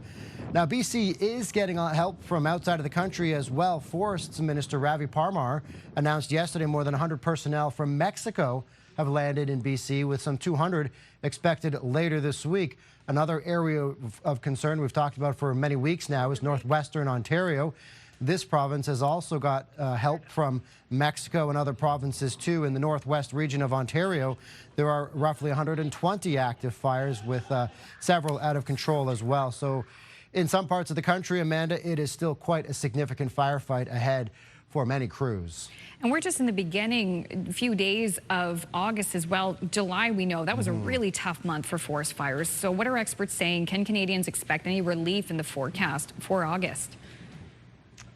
July, as you mentioned, was tough for many regions in this country, and there are still many weeks, if not a couple months, where we are likely to see elevated fire risk. Some regions of BC will likely see significant fire activity continue, at least in the short term. Northwestern Ontario, as I mentioned, still an area of concern as well.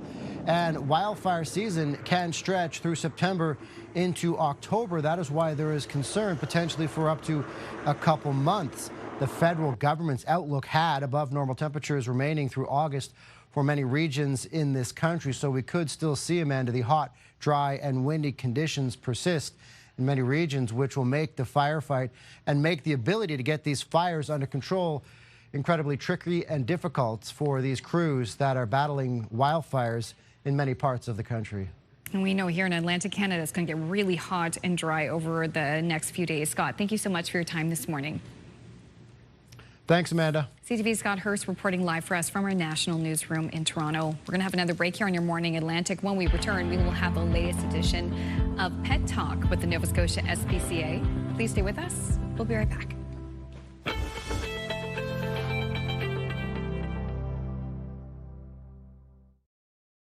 Move Mornings with Aaron and Peter. Weekday mornings on Move 100. The most fun in the morning. And home of the $1,000 minute. Only on Move 100 Halifax.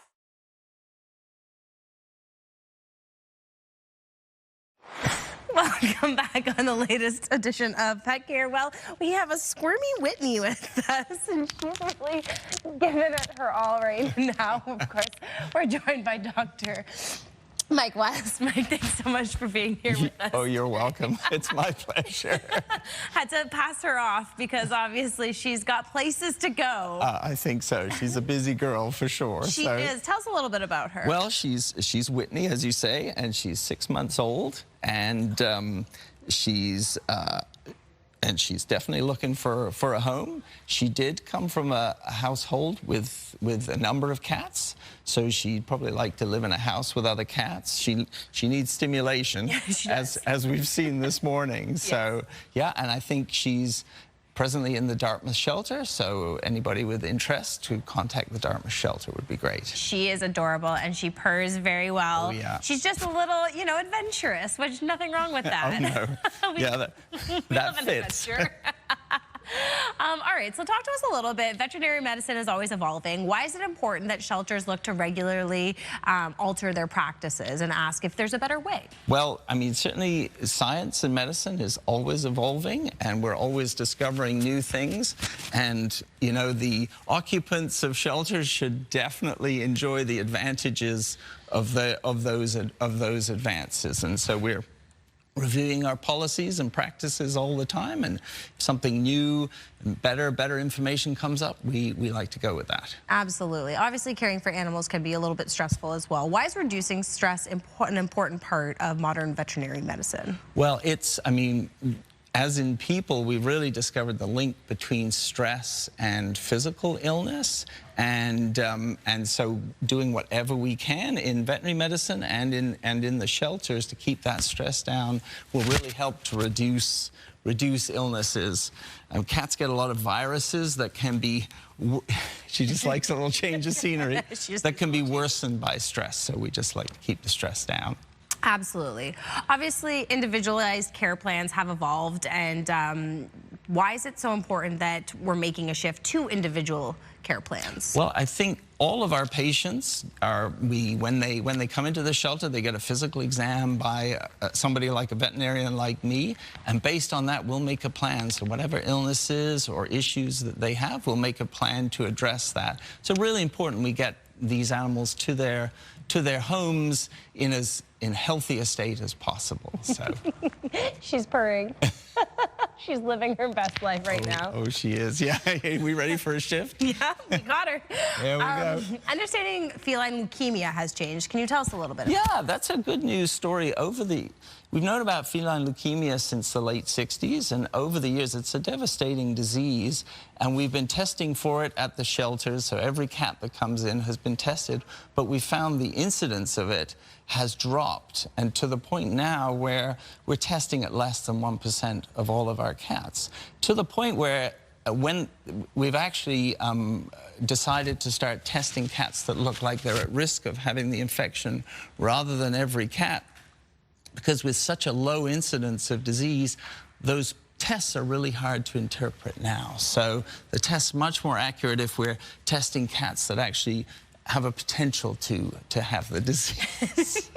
Should we let her go? Should we let her down? Okay, I think she wants to go for a little adventure. She's ready. She's ready. Yeah. There she goes. And that fits in with the stress picture because these cats don't have to have a blood test as soon as they arrive in the shelter.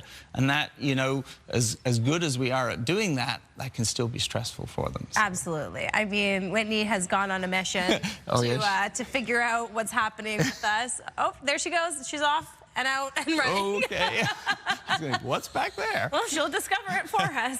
Thank you so much for joining us today, Dr. West. We really appreciate you taking the time. Of course, we've linked the SPCA on our website, so if you are interested in Whitney, I mean, you may as well come into the station and find her, because I don't know if we will, but we do appreciate it. Thank you. Your Morning Atlantic is going to take a quick break, and we'll be right back once we find Whitney.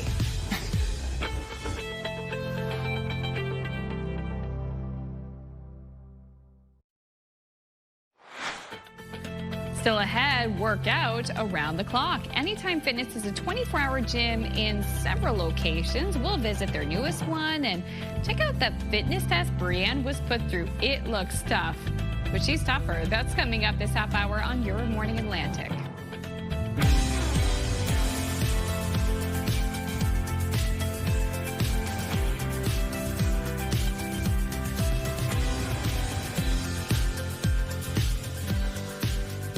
Good morning, Atlantic, Canada. Thank you so much for joining us. The time now is 8:30, half hour left of the show.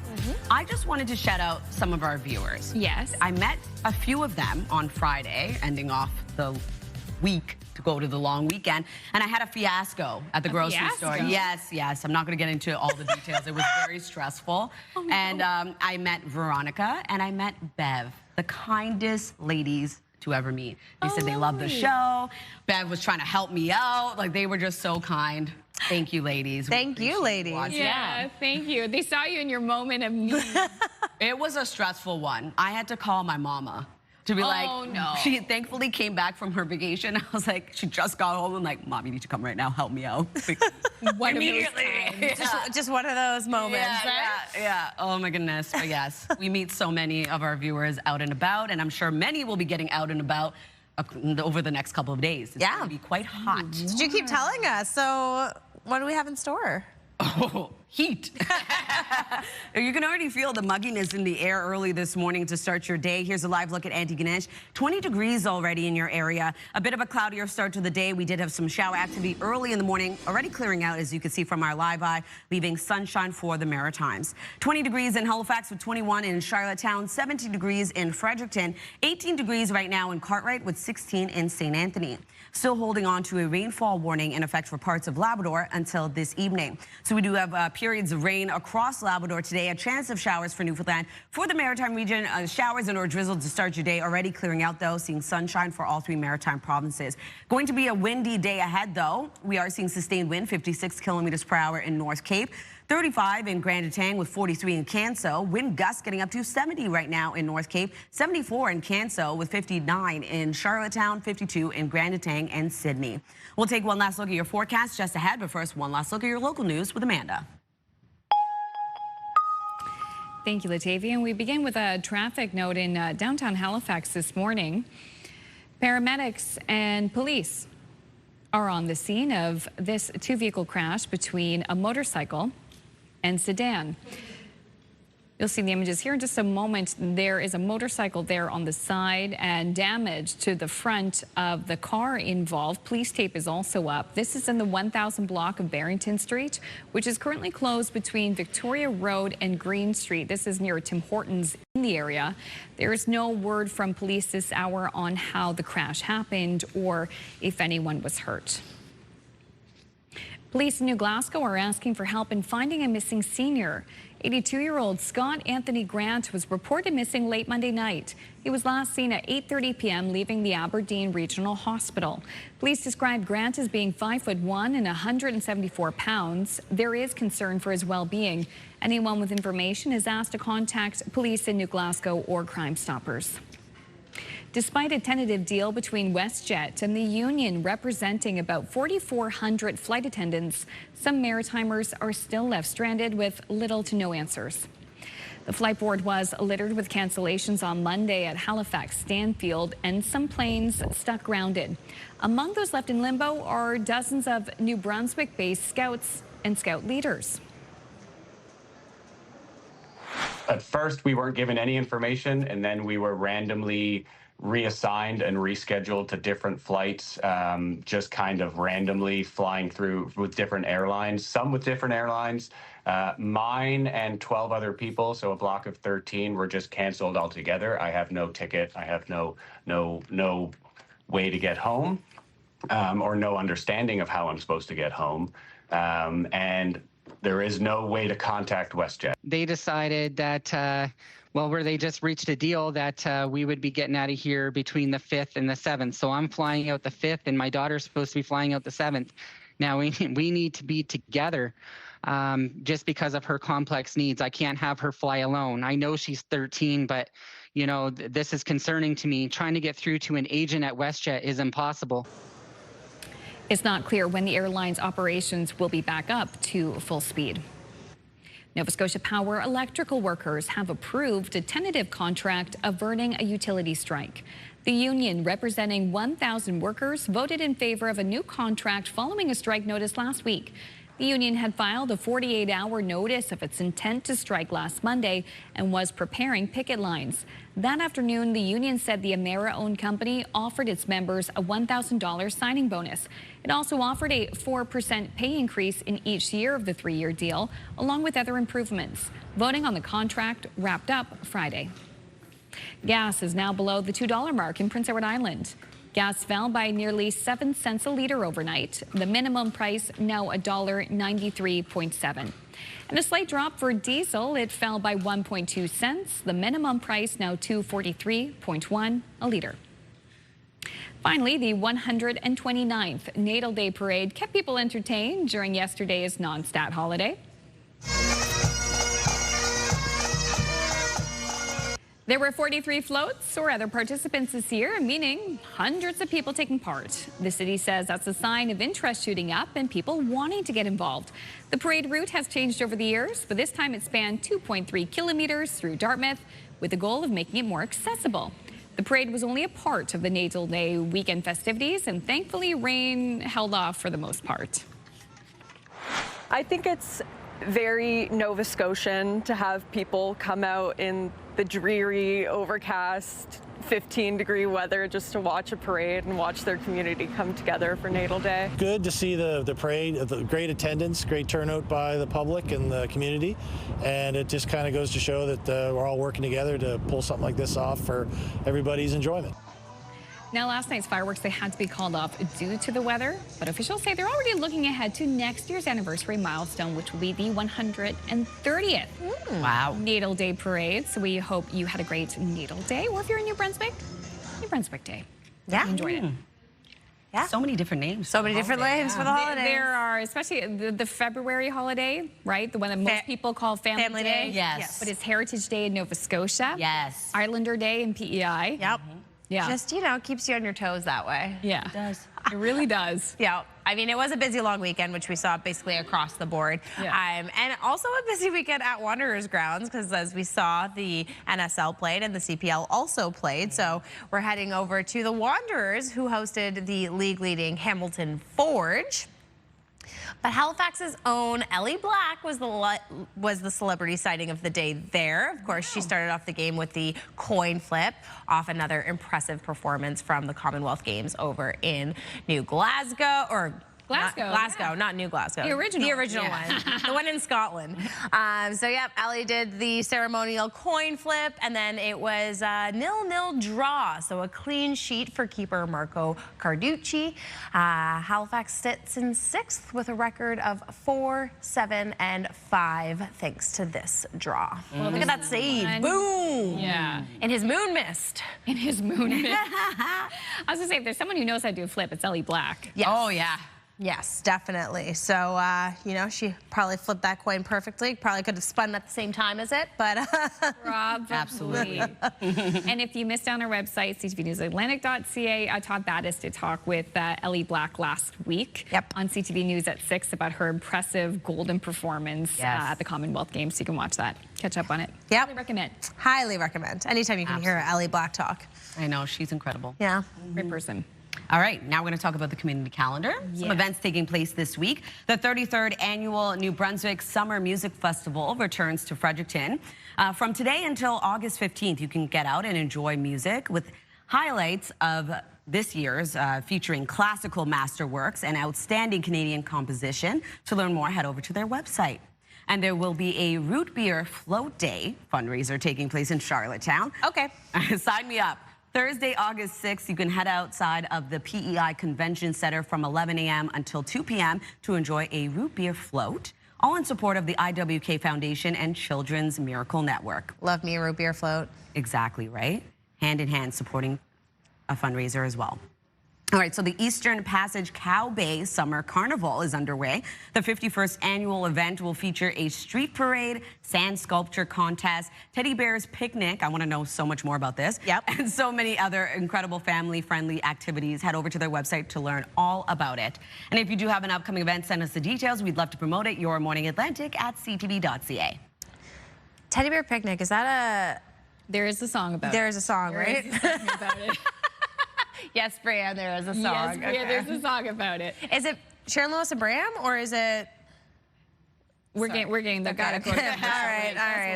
I'll figure that out for you later. Okay, up next, grab your sneakers because we're going to the gym. And you can't say, oh, it's too late, it's too early, because this one you can literally go anytime, like our own Brianne Foley, who takes part in this fitness test. Stay with us. We'll be right back.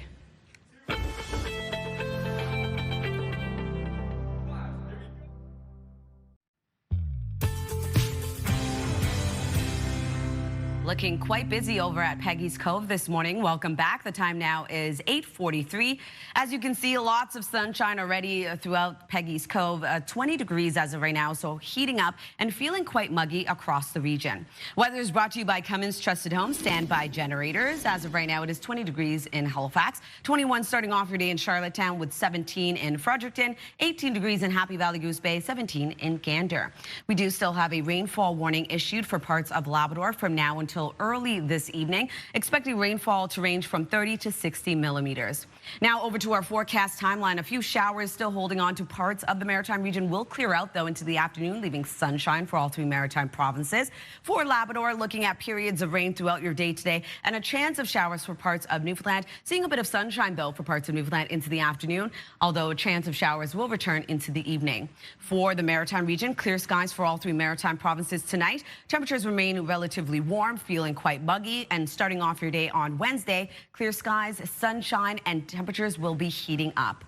If you're wondering about precipitation totals into northern New Brunswick, we will be seeing around 2 to 10 millimeters. For Labrador, the heaviest being 30 to 40 millimeters into Labrador City, and for Corner Brook looking at 10 to 20 millimeters.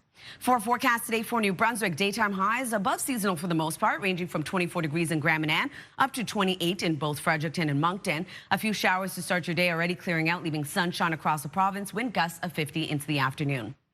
For Prince Edward Island, much of the same. We had precipitation early on, clearing out, leaving a mix of sun and cloud. Wind will pick up into the afternoon with gusts of up to 80 and daytime highs ranging from 24 to 26. For Cape Breton, eastern Nova Scotia, shower activity clearing, leaving a mix of sun and cloud. Highs ranging from 23 degrees in Canso up to 27 in Antigonish and Sydney. Wind gusts getting up to 70 into the afternoon. And then for the rest of Nova Scotia, shower activity already clearing, leaving sunshine for this part of the province. Highs between 22 degrees in Yarmouth up to 28 in Halifax. Wind gusts of 50. For Labrador City, looking at a high of 14 degrees, periods of rain throughout your day. 17 degrees into St. John's, Newfoundland, looking at showers, clearing, leaving a mix of sun and cloud. We are here in downtown Halifax on Hollis Street at the newest Anytime Fitness, and I am joined by owner Paul Phone. Paul, thanks so much for having us today. We're very happy for you guys to be here in our brand new location. Yes, brand new, beautiful. Talk to us a little bit about how this location came to be and what Anytime Fitness is about. So Anytime Fitness is a global gym franchise. We have 6,000 all over the world, and one of the big benefits is that you can go to all of them over the world.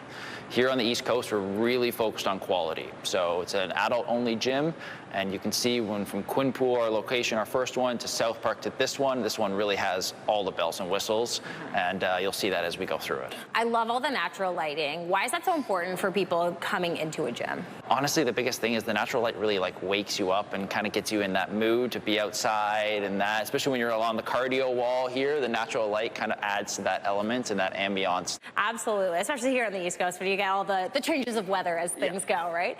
This is the third location. What is it about Anytime Fitness that really draws people in to come in to work out? Yeah, I would say there's the convenience element, so we never close, 24/7. We're open on Christmas. There's always people in here, 3 in the morning. You get a little key fob. You can come in whenever you want. But the biggest thing is we really focus on having that clean space and that genuine quality and the friendly staff to really encourage people to reach their goals. So the main thing here is we don't want people to buy a membership and never come. Our goal is to get people to their goals, and the way we can facilitate is with the nice equipment and a friendly environment to encourage them to just come to the gym, which is the hardest part. That's the hardest part. Yeah. Walking out your front door in the morning, right? Exactly. Yeah. I would say a lot of our target audience and the people we really work with are that average person. Right. Getting them into a routine of coming in the gym is the most important thing. So, explaining to them right off the bat that you don't want to come in and kill yourself in the first couple days where the next day you can't walk kind of thing. We really want you to come in, get your body moving in the first couple weeks, but the most important part is building that routine. And so our staff often check in with them in their first couple weeks to make sure they're coming in. We're going to see them when they come in every time. It's the same friendly faces that they see, but building that routine is the most important part and our goal for the first month of people coming with us. We do give them about an hour-and-a-half session with one of our trainers, and the reason for that is a lot of people come in, they want to do some crazy thing they saw online. Well, let's get them in front of a professional to teach them how to do that crazy thing before they hurt themselves and then they can't get that routine because something happened where they did it improperly and that. So we get them set up with that hour-and-a-half with a trainer to kind of go over their goals and kind of put them on that right path. Amazing. That's fantastic. That's honestly so necessary, especially for people who are just beginning to work out. Exactly. All right, well, you're going to put me through a workout. We are. So we have what we call the Anytime Fitness Gauntlet, specific for the Hollis Street location. Okay. And we're going to go do that. We're going to start with a little bit of cardio running, and then we're going to get into some weightlifting, a little bit of battle ropes, and we'll see how you do. We all have our times on the board, and we'll see where you rank. All right, well, let's go, because I'm competitive. 3, 2, 1, go.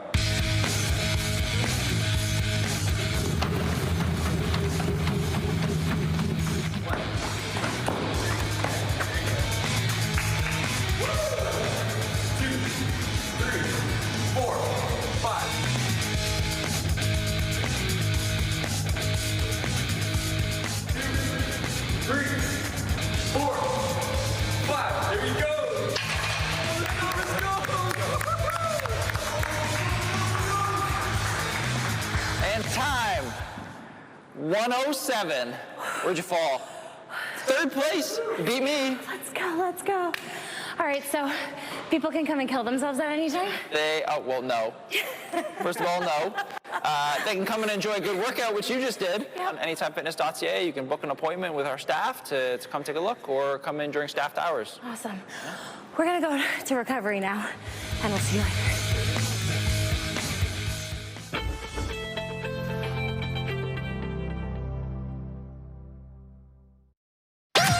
The #1 morning show in Halifax. Turk, Megan, and Amateur Alex. And home to the biggest artists. Halifax's #1 hit music station. 101.3 Virgin Radio.